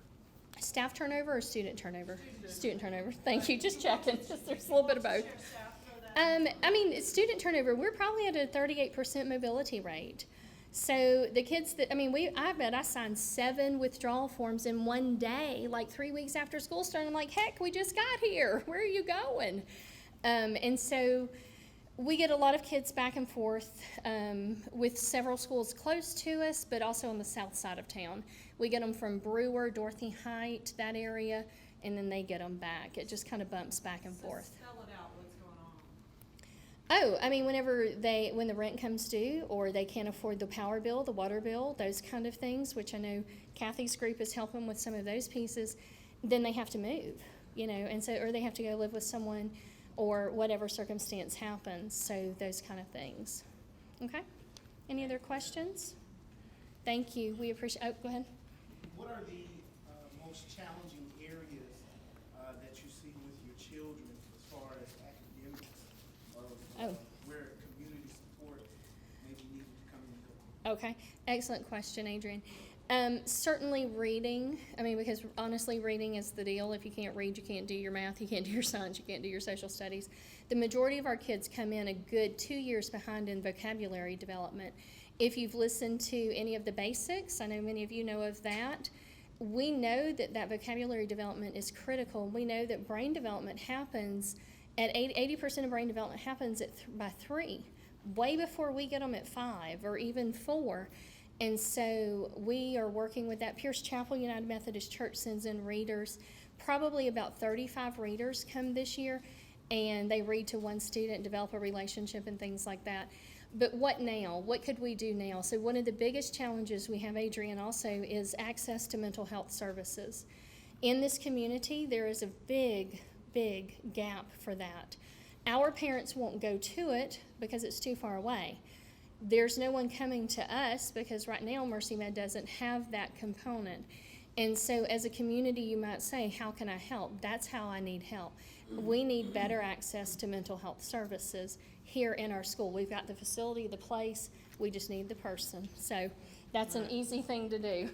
I think we could Have to go cut on her with out. Dr. Scarborough forever because there's so many stories and so much information that come out of this school. And this isn't the only school in Muskogee County. So if you want to help with the youth, I encourage you to reach out to some of our underprivileged schools. So let me change hats. Is Dr. Edmonton still with us? I didn't see him, but he was with us earlier, another school board member. So let me put on my hat of NeighborWorks Columbus and talk to you very specifically about some of the work we're doing here, a new program, and then some opportunities for changing the paradigm on funding these type of challenges in our community. So first of all, NeighborWorks Columbus actually was birthed out of the very first Good, Bad, and Ugly tour in 1997. I was with the Greater Columbus Home Builders Association. We did exactly this 22 years ago. Then we spent a year and a half studying the issue of substandard housing and the availability of affordable housing, and from that came NeighborWorks Columbus. So it's nice to see this circle close a little bit, but I wish it could be done with a little bit better news. So for the last 20 years that we've been producing housing, we're housers, and we do multifamily, as you've seen, but our genesis, our heart is in single family because we don't think families want to raise their children, not all families want to raise their children in apartments. And so we really try to help stabilize family units. So right now you have a piece of paper that shows the gap between what's affordable and available in Columbus, Georgia. This is broken down by income level so you can see where some of the need is. Now when you talk about all the way on the far left, the 5,800 affordable unit gap for the very low income, the reason that's smaller than the next one is because that's a lot of where public housing will step in and assist those renters. The next one is kind of what we call the lower middle class of our community, where there's over 7,000 unit gap between what's available and what's affordable. And what do I mean by that? If you are paying any more than 30% of your income towards your housing, you are deemed cost burden. I don't care how much money you make. It doesn't matter. If you're paying more than 30% of your income to housing costs, then you are cost burdened. What we see on the lower income scales is that number becomes a dramatic gap, and that impact is profound. Because if you're working minimum wage, we heard this morning, that's not going to cover the cost of a one-bedroom apartment anywhere in this country. And Columbus isn't unique. It's also in Columbus. So when you pay over 30%, you have to make very difficult decisions every day. Like, what do you feed your children? And sometimes, how do you feed your children? Like, how are you going to get to work so that you can also have time to go look for a second job? Because most of our customers that fall in this range are working at least 2 jobs, sometimes 3 in a family unit. And when you're doing that, you're not spending time with your children on their homework. You're not spending time with those children, talking to them, looking them in the eye and just talking to them, like we heard earlier this morning from Audrey about how important it is to communicate with children, to give them that ability to grow their vocabulary. You're not doing any of those things because you're thinking about how you're going to get home from that second shift, wake your children up, pile them into your grandmother's car, and getting them out of the neighborhood because the next morning the marshals are supposed to show up and put all your stuff on the curb because you're being evicted. Or like when I went and visited one of our elderly residents' homes, and I went through it, and I came back, and I said, Miss Smith, where's your refrigerator? She said, oh, baby, I haven't had one of those in years. That is in Columbus, Georgia, and these are the decisions that people who are living in our low-income communities are dealing with every day. We have a housing crisis between what is available and what is affordable. So there are over 14,000 families that are having to make those difficult decisions every day. Should they stay in that substandard house that's creating the asthma in their children with the black mold on the walls because they're afraid to tell the landlord because the rent will get raised? Or do they whisk their children out ahead of the landlord, as Dr. Scarborough talked about? These are the realities for over 14,000 families in Columbus. That is not even the greater area. I think it's around 17,000 when you start to bring in some other areas. This is a housing crisis, and you combine that with the fact that in Columbus, Georgia, over 23% of our mortgage holders, people, those are not renters, those are homeowners, are underwater still on their mortgage. Our economy in Columbus has not recovered from the Great Recession. Amen. Our properties are not appreciating like they do in other communities. Largely, that is because of the property tax freeze. It depresses the real estate value in our area. Where does that not happen? It does not happen on rental property. So where you see that burden being brought to bear is by our landlords, because the city has to increase their taxes because they're not covered by the freeze. And when those taxes get increased, guess what? The rent goes up. And you start to see this gap get exaggerated. And it's scary because a lot of where this gap is being picked up is invisible to us. It's elderly residents living in shacks. You might drive by and think it's an okay home until you find out that the only electricity they have is 4 extension cords that are put together from a neighbor's house. And there's, oh, by the way, there's no plumbing. One of the houses you drove by on 4th Avenue, when we got into it, the family was living in a house that the commode was flushing into the crawl space because they weren't even on the sewer system. We got that family out immediately. Drive by that house, you don't know that. There is a large number of substandard units in this community, and a large number are occupied. And so what NeighborWorks Columbus has said for the last 20 years and has now been reinvigorated in our effort to say, not here, not in Columbus, no, we do not accept this. And so one of the things that I think I'm most proud of that we have been working on, and Melanie Faison is here, she is the Director of Programs and Services for NeighborWorks, and together we have been working for the last 3 or 4 years on one program, on determining how we can intervene to stabilize the family unit, to allow families to be just that, families, to just breathe, to just be a family. And we know that if they're paying over 30% of their income, their cost burden, they're making other decisions. Their focus is on survival. It's on survival. So we developed HEART. HEART is an acronym. I live in acronym soup. HEART, I can't do anything if it's not an acronym, I'm sorry. But HEART stands for Home Ownership Earned and Reached Together. And it's not just home ownership, it really should be housing earned and reached together, where we can take a family that, if not for one or two things, if not for, 20 years ago what the obstacle was to home ownership, it was credit. Remember that? Remember credit? You don't hear that anymore. More often than not, today it's student debt. Because we have to treat it differently. The federal law changed, and that threw a lot of people out of home ownership. If not for that, or if not for one of the number one reasons for foreclosures in Columbus, Georgia, just like a lot of other communities, medical debt. Go look at your foreclosures and pull those deeds. They're coming out of our hospitals.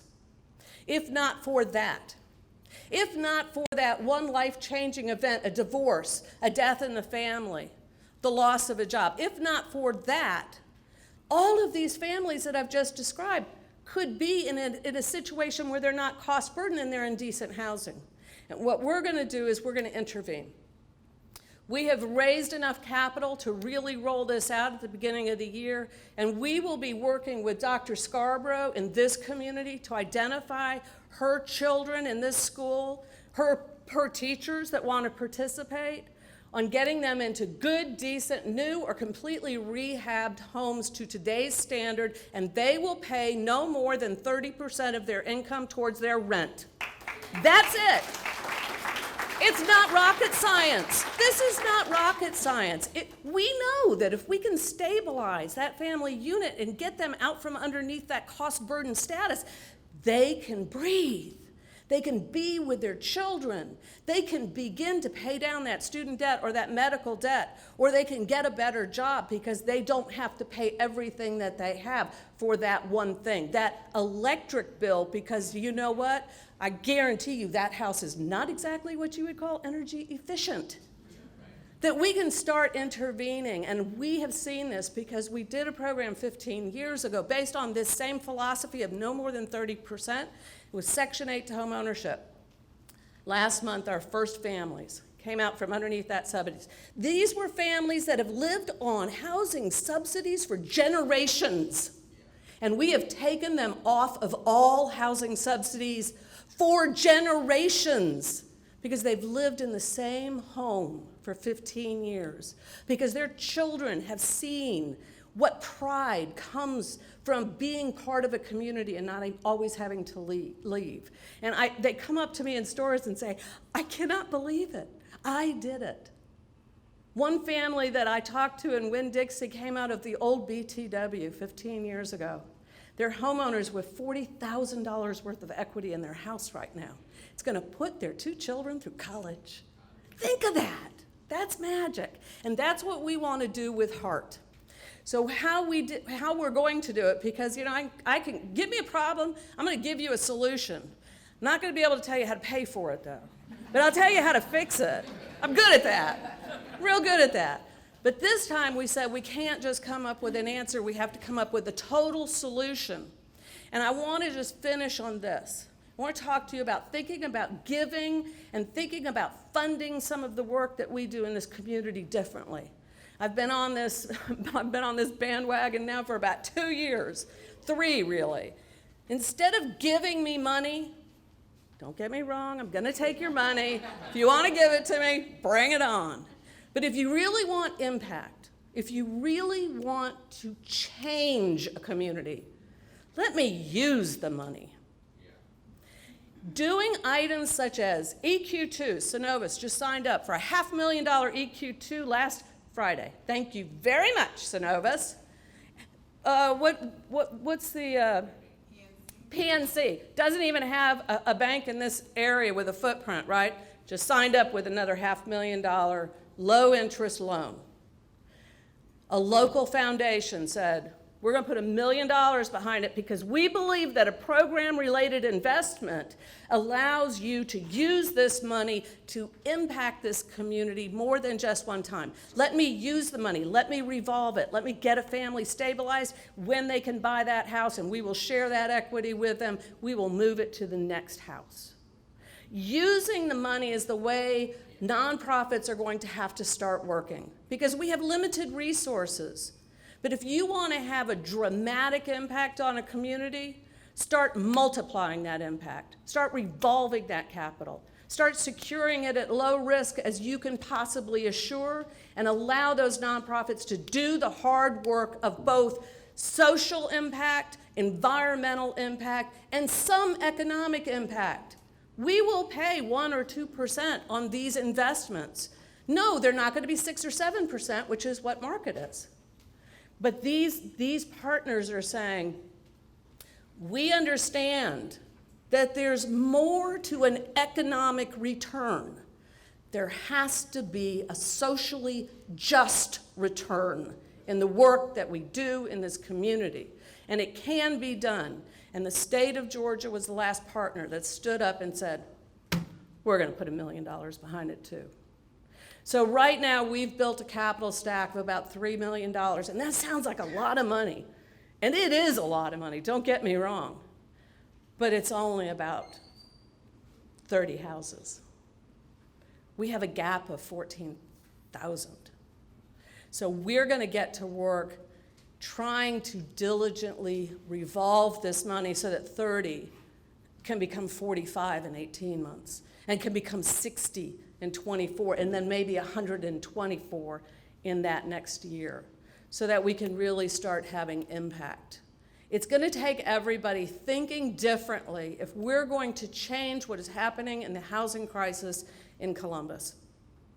It's going to take everybody thinking differently when they drive by that house and they go, oh, to start thinking about the person who lives in that house. When we came down 3rd Avenue, I don't know how many of you really looked at the housing you were supposed to look at, but how many of you saw the rocking horse or the play items, the toys on the front porches? Those are children.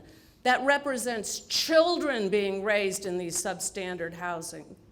And that's not acceptable in Columbus, Georgia. It's something we said in 1997 after the first Good, Bad, and Ugly tour, where we stood up and said from every pulpit, every podium, and every soapbox, we should all be saying the same thing, not here. And it's time for us to come back around to that.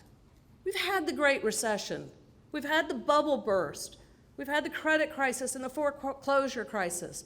We're starting to find a new normal, and I challenge everybody in this room to that new normal being supporting affordable housing producers like NeighborWorks, like Habitat, like House of Heroes, like all of the great nonprofits in this community that work every single day to intervene on the housing situations of our children, our elderly, our low-income veterans, and for everybody.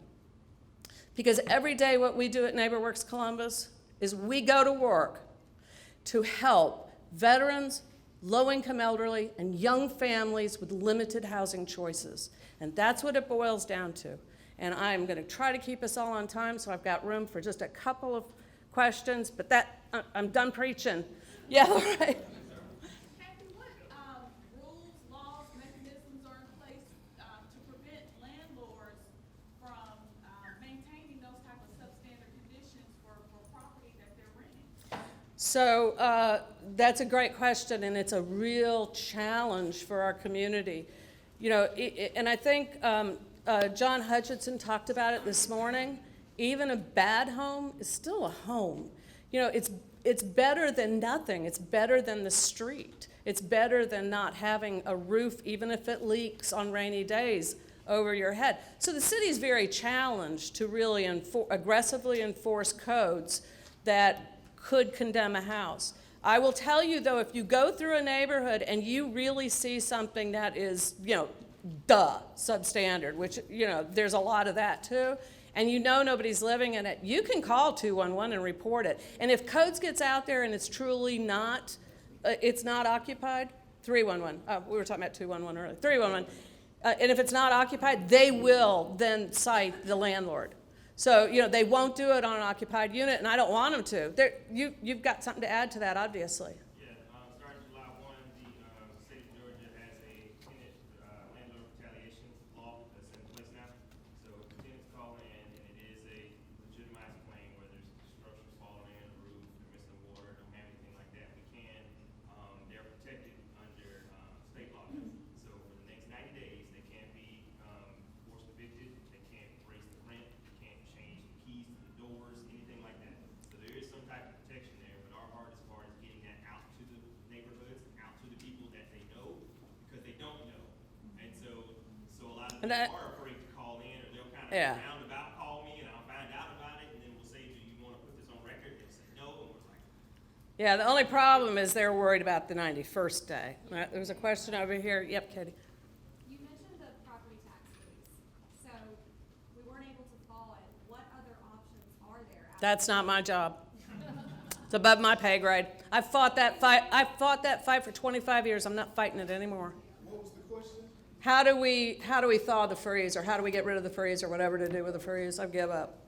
Yes, I'm sorry. So is there any type of HUD or CDBG funding available? Can I just please say thank God for the city of Columbus? Can I just give a shout out to the Community Reinvestment Department, or whatever they're called these days? Laura is just amazing. I know that the mayor is committed to this. He's using CDBG. We were able to produce over $1 million in NSP program income. It's going into land banking. That's huge. Really having a vigorous land bank is going to do a lot of good for the community. So it's not like this is happening in a vacuum. Everybody's working on it. Everybody recognizes it. It's not a big secret, but it's one of those secrets we don't talk about too often in public. And we have to talk about this because it is our people, it is our residents, it is our friends that are living in these. And let me tell you something. I can switch hats real quick and cause whiplash. Yvette talked about not being able to teach these kids that aren't in these seats. That's a big deal. That's why I ran for the school board. My board believed, like I did, that the two go hand in hand. Community redevelopment and educational attainment go hand in hand. So, it's all the same mission. What Yvette does every day at this school and what the schools do in District 7, my district, every day, goes hand in hand. And this is our future. We are now a Title I district. Most of our kids are impoverished. This is the future of our society.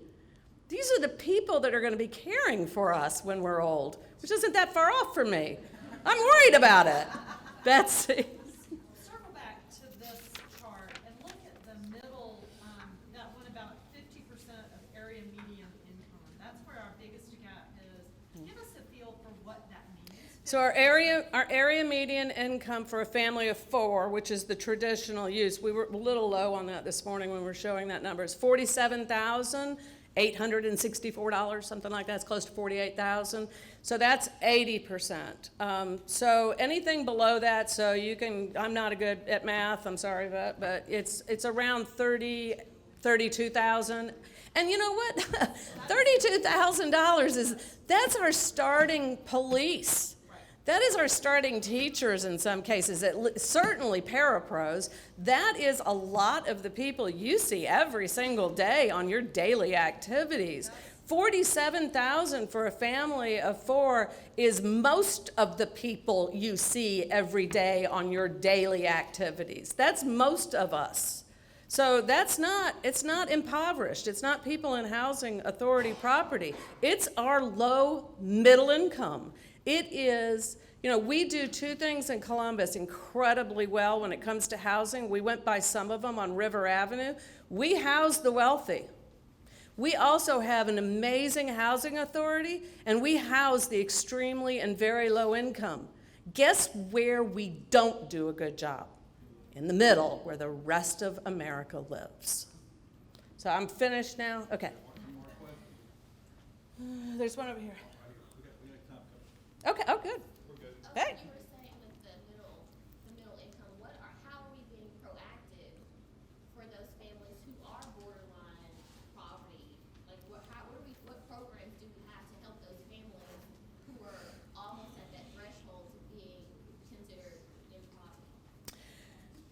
You know, I could go on and on and on, but there's not a lot. You know, when it comes to housing, I work with the city with their home allocation and trying to help with down payment assistance and gap funding, and that's kind of where HART comes in, is on that gap.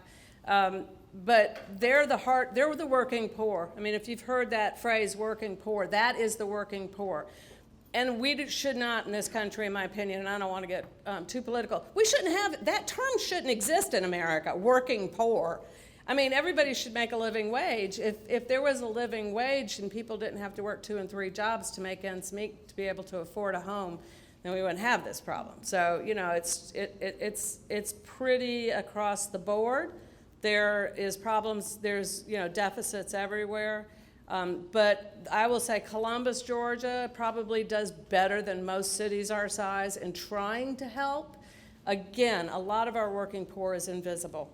It's just, they don't come forward, you don't know, you know, so you've got to get into the neighborhoods like NeighborWorks Columbus does every day, and you have to really figure it out. But there's, you know, there's plethora of programs for feeding, for eating, for housing, but, you know, you just got to layer them. Is that all questions? Thank you all very much.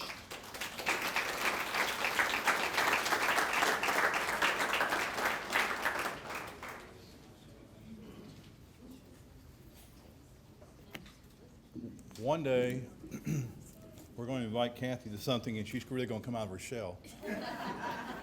She's going to tell us how she really feels about something. When staff started putting this together, this whole 2 days, and where we wanted to go and so forth, one of the areas we really wanted you to see and hear from was from Fox Elementary. And I think you've heard some of that from Yvette and what she's dealing with here and the challenges she has going forward. But the importance of what she's doing as well. And then the importance where you heard from Kathy in terms of what she's trying to achieve at the same time in terms of building up communities and building up areas around schools like this. It's important stuff here. We wanted you to hear that firsthand. We could have easily, I think, probably brought them to the event center or somewhere else, but I think you need to see and hear. When we were here, probably a couple of years ago, we had a public meeting here from transportation projects and so forth. I got the opportunity to meet that afternoon. And I was just so impressed about the fact that they had a Boys and Girls Club here. Wow, that was unheard of. I mean, you know, for that to happen, that was just fast. And then on top of that, Mercy Med's here to attend to the students and to the faculty and whatnot. And I thought that has to be innovative, and that has to be something that other folks need to hear and understand about. But again, we want you to hear some of the challenges they're facing as well as a school. So thank you for doing it for both of y'all. We do appreciate it. Thank you for opening the school up for us this afternoon. It was our pleasure. Okay, here we go. Let me, it gives me pleasure now to introduce to you Julio Portello, who is the Executive Director of Midtown. Some of us remember Julio when he was a transportation planner, still remember him for that matter, as a senior transportation planner for that matter with the River Valley Regional Commission. For the longest time, Julio, I think I'm saying this correctly still, for the longest time, you didn't talk about bikes unless you talked about Julio and vice versa, because he really did implement a lot of bicycling in this community and throughout the region as a whole from that standpoint. He is going to come tonight and talk to us about Midtown and what it means to this community. So Julio, please come and share with you. Let's welcome Julio Portello to the lecture.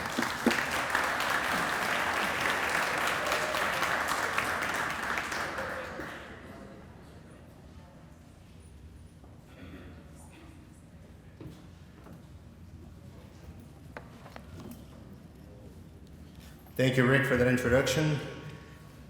Hello, everyone. Hope you all enjoyed that nice tour bus. Yes. It's very good to be here today with y'all, and I appreciate Mayor Henderson and his staff and city staff inviting Midtown Inc. To just give you guys a little rundown of how things are going, and so we can discuss. There's 3 topics that y'all want to hear: the good, the bad, and the ugly, on what's going on in Midtown. You know, I came to Columbus 19 years ago from El Salvador. It's far, not very far away, about a three-hour flight in Central America. And I think I made the right decision in staying in Columbus.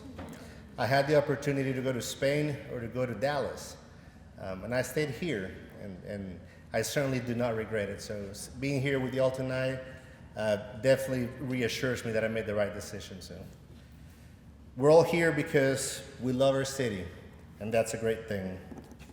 On your tables, I brought a little handout. One of the questions that we get asked the most is, where is Midtown? What are the boundaries of Midtown? So I brought you guys a little map so that you can see what our 6 square mile boundaries are. From Talbotton Road, Warm Springs Road, down I-85 or Lindsay Creek, to MLK Junior Boulevard and 10th Avenue. Within the 6 square miles, we have 24 neighborhoods, which includes 6 historic districts. That's one of the greatest things to think about Midtown and what people associate with Midtown, is they think about that neighborhood community. When they move here and they think about, you know, I want a house with a big yard, fencing yard, and I want my 4 dogs to run around it, they think of Midtown. And we're very, very proud that we can accommodate those people when they come here to town and they're looking for housing. You can't speak of Midtown without thinking about our public education and thinking about the schools. The first thing that comes to mind, I think, for everybody is Columbus High School. And as you know, Columbus High School is the top ranking high school in the state of Georgia. And we are very, very proud of that. We are proud of the work the school system is doing there, our teachers, the students that attend Columbus High. They're all involved in such great things. Actually, our finance manager at Midtown Inc., her son is in the robotics team. And he, by default, has become our tech support at the office too. So it's fascinating to hear what all great things are happening in Columbus High. So you can't speak of Midtown and schools without that. But also IB schools, International Baccalaureate schools. I actually went to an IB school from elementary, middle, and high school. And so I know firsthand the impact that had on my upbringing and my professional career. And so again, it's very, very nice to know that we have IB schools in Midtown as well. I know you guys drive down Cherokee and see Lake Bottom Park, and that is the heart of Midtown. It is perhaps one of the most, if not the most visited park that we have in Midtown. Every day you can drive by and you'll see people walking, you'll see the stroller moms doing their workouts in the morning. Yesterday, about 4 p.m., I drove by and it's wonderful to see Columbus High football team practicing, and there's just so much activity going there. And that's one of those greatest things when you drive by and you can see people engaging and people utilizing a public space that provides the amenities that people are looking for. Tennis courts, football, track, the walking track, playground, a very beautiful preserved green space. So it does provide a lot of all those things that we look for in a park that you can enjoy. Civic Commons is also one of those great things in Midtown. That's where we have the public library, the state-of-the-art auditorium, school district, city services center, and of course Rainey McCullers Center for the Arts as well. It's a great development. I don't know if y'all have noticed, but there's been some great pedestrian improvements down that portion of Macon Road at the intersections. That's again to promote that walkability to these amenities, and we're very grateful for the work that DOT has done with that, and several of you here in the room who have championed a lot of that work. You've heard, I think, for the last couple years, Midtown talk about the minimum grid. And the minimum grid was a Night Cities Challenge proposal that won, and it allowed Midtown to have a mobility plan that shows us how to connect or gives us ideas and tools on how to connect Midtown and Uptown, or as we call it, from woods to water. How can you ride your bike or walk comfortably from Lake Bottom Park to the river? It's a plan that we are very proud of. It's a plan that still in its early stages of implementation, but it's a plan that is it's giving us a lot of great success stories. One of the things that we continuously hear, especially from our younger demographic in Midtown, is how much they like the ability that they can walk to the Villages on 13th, that they can walk to Lake Bottom Park. Now with the bicycle infrastructure down Cherokee, they can ride their bikes to the Villages as well. They can ride their bikes to Dinglewood Park and play disc golf. And again, it's embracing that mobility. But mobility goes far beyond just walking and cycling. There's also transit. And so we'll get to that part here in a second. Within Midtown, we have the Midtown Business Association, which has about 130 paying dues businesses within the Midtown area. And just within the last 18 months, we have increased by 25 new businesses that have joined our MBA. And our MBA is solely a way for us to connect our Midtown residents to services being provided in Midtown, and vice versa. So we're very glad to be able to have that within Midtown and promote a lot of these local businesses. But again, you cannot think of or speak of Midtown without mentioning AFLAC. And so what does AFLAC mean to us? And that's a question we've constantly asked ourselves, and it comes with a lot of great adjectives. But one of perhaps the most important one that we discussed is it means stability. It shows that a business that started in 1955 and then built its headquarters in Midtown in 1975 has been here since then and continues to grow and grow and grow. And it's a hub for employment. It's attracting new talent to the area. And it's perhaps one of our most important and biggest partners. They support our organization and the work we do tremendously, not just financially, but also as a partner on the initiatives that we do. And just like AFLAC, there's other businesses like Wade Cleaners, who just celebrated their 80th anniversary. Dinglewood Pharmacy, who's also been 80 plus years in Midtown. And so you have something as a Fortune 200 company as AFLAC, and you have Dinglewood Pharmacy, but they have both been there for 80 plus years, and we're very, very proud of that. Within the commercial developments that we have in Midtown, you all know Cross Country Plaza, where Publix is, the Villages on 13th, where the Community Foundation is located, Jarfly, Wicked Hen. You drive through these places, and these are adequately developed commercial spaces. And their vacancy is very, very low. We're actually at 98% filled on those commercial spaces.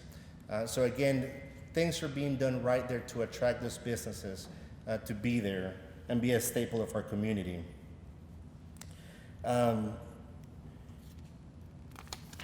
Those are the good things. Just real quick, let me just give you all some numbers on Midtown. Our 6 square miles represent 3% of the city's land area.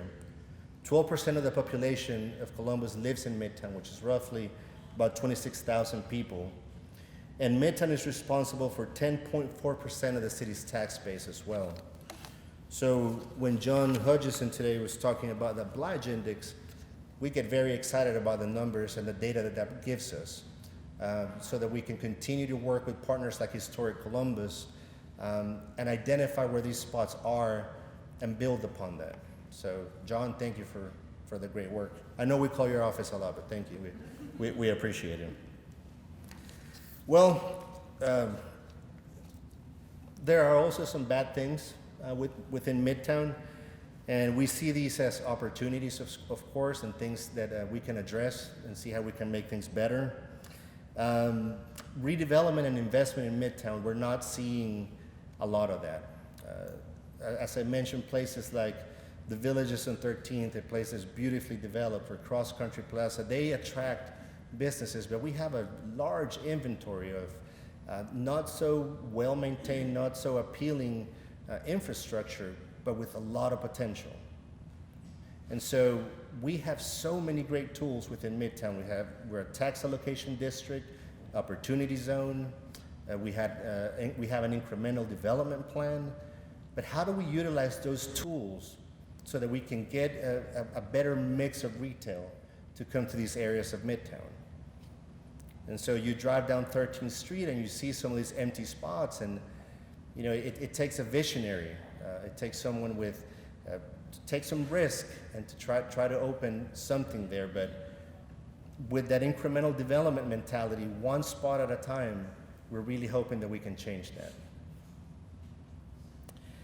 Again, despite the fact that we do have fantastic schools in Midtown, we do have some schools that are underperforming as well. So our role as an organization is to continue to engage with our neighbors and our community so that we don't take for granted and we don't forget to continue to invest in our schools.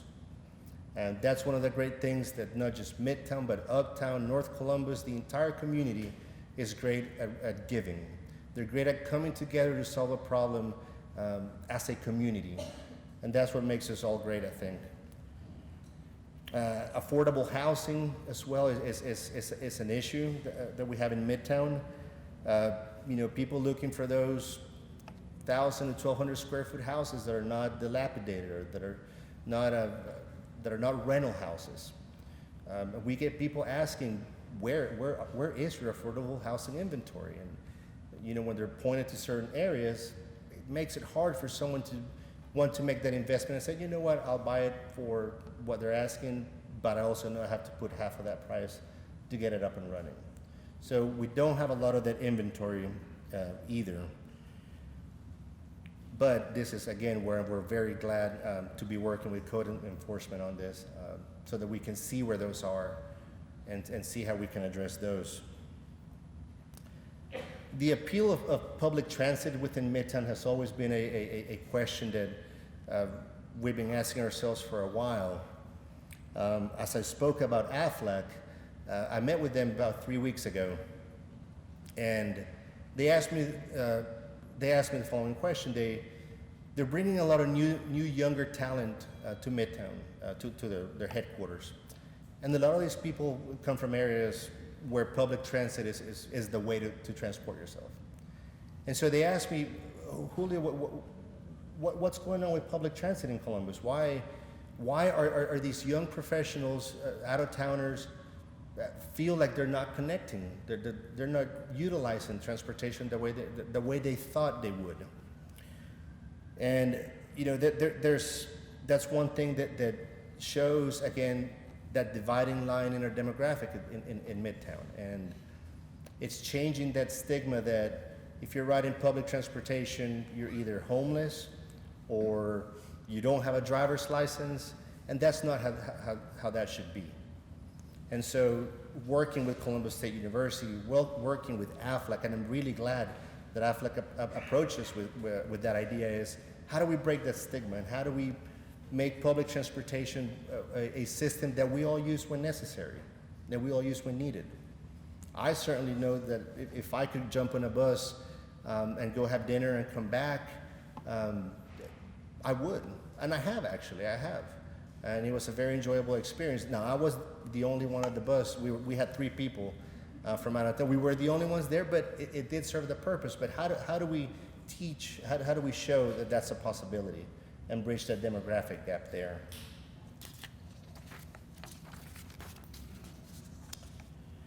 Well, now the ugly. It's not that bad. We see, again, all these bad and ugly things just gives us more to work with. It gives us more ideas, and it just increases our ability to brainstorm and think about how to address a lot of these issues. One thing that Midtown has is we have a large number of pedestrians. We have a large number of people riding bikes. Actually, if I'm not mistaken, all middle and elementary schools within Midtown are safe routes to school partners. which means they have partnered with Georgia DOT's Safe Routes to School program. And actually just 2 weeks ago, the first week in October, they participated in Walk to School Day. And so I was at Winton Arts Academy and just saw that tremendous amount of kids walking to school. I live by Clubview Elementary, and that's a school where kids walk and ride bikes. And so with us promoting and fostering mobility, bikeability, walkability, we need to think of infrastructure. In several instances, something that a call that we typically get at our office is, where are our sidewalks? And when we point to them, the next question is, that sidewalk leads to nowhere. And so I actually walked outside of my front door at my office, and I went and I made a right. We're on Wildwood Avenue, and actually that sidewalk ends at the end of our office. And so it resonated with us. And again, it's as we're promoting walkability, we need to think about how to provide safe facilities for our pedestrians. We have a large number of seniors that are also walking. So these are things that, all the great things that we see now happening are things that were planned 20, 30, 40 years ago. And so now I think it's the time to start planning and start seeing where these issues are, how is this connectivity going to happen? How do we make our sidewalks ADA compliant? That's another thing. Last, there is a one of the ugly things I think that we experience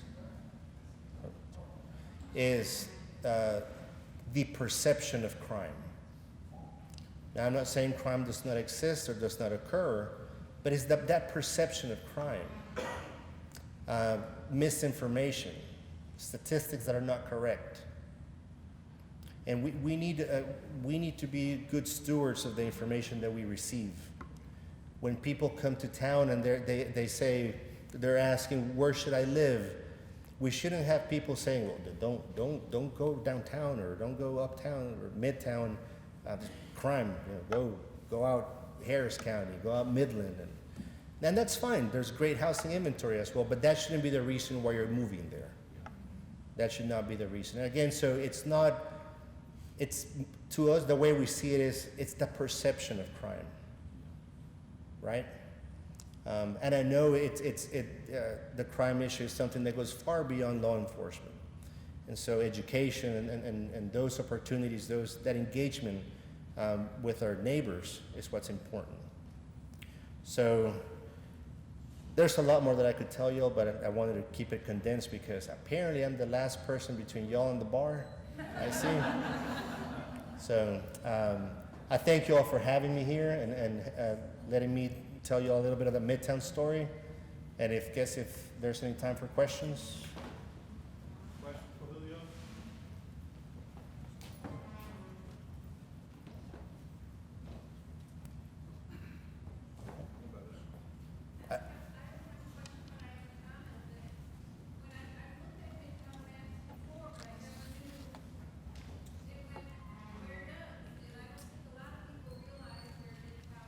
Yes. Thank you.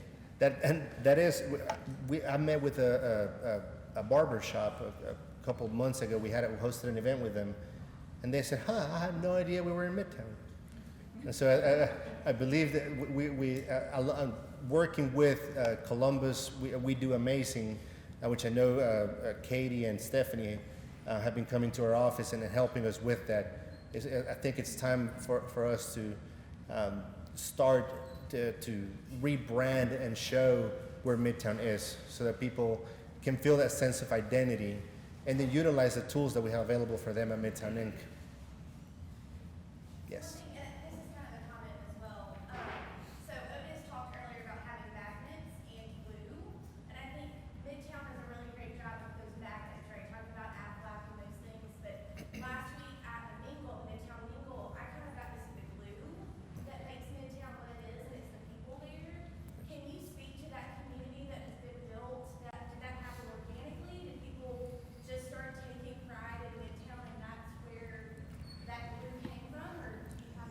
Well, I think that energy from those neighborhoods and from those people, I think it's also what led to the creation of Midtown Inc., the organization.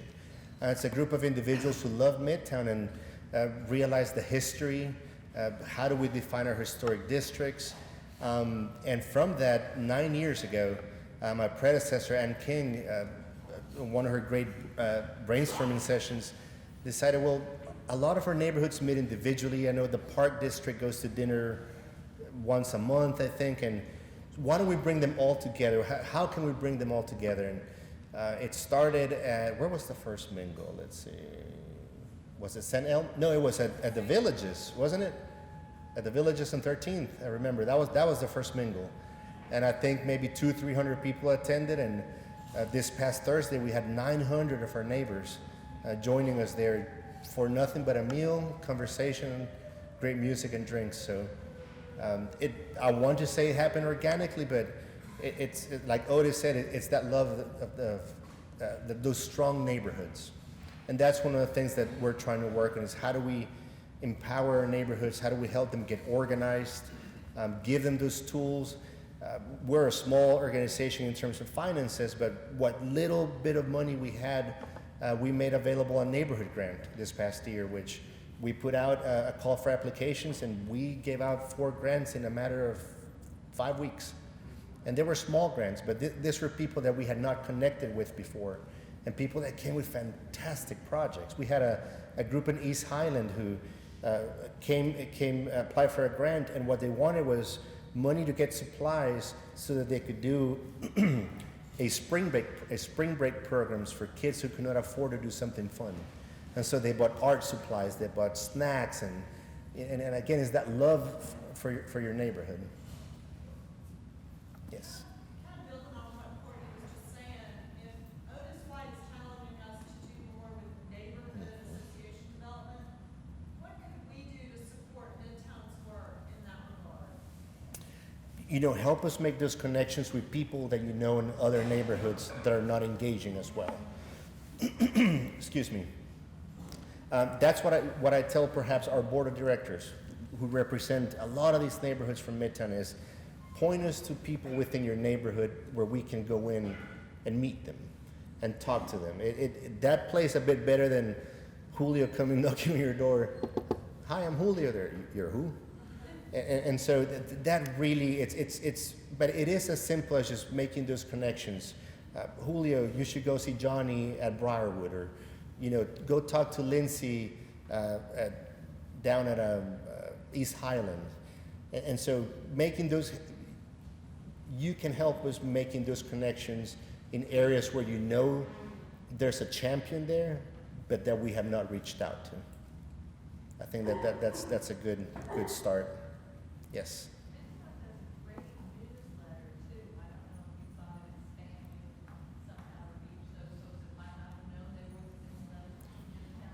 So one of the things that we're doing with the newsletter is we are rebuilding our website so that it becomes an online portal for all things Midtown.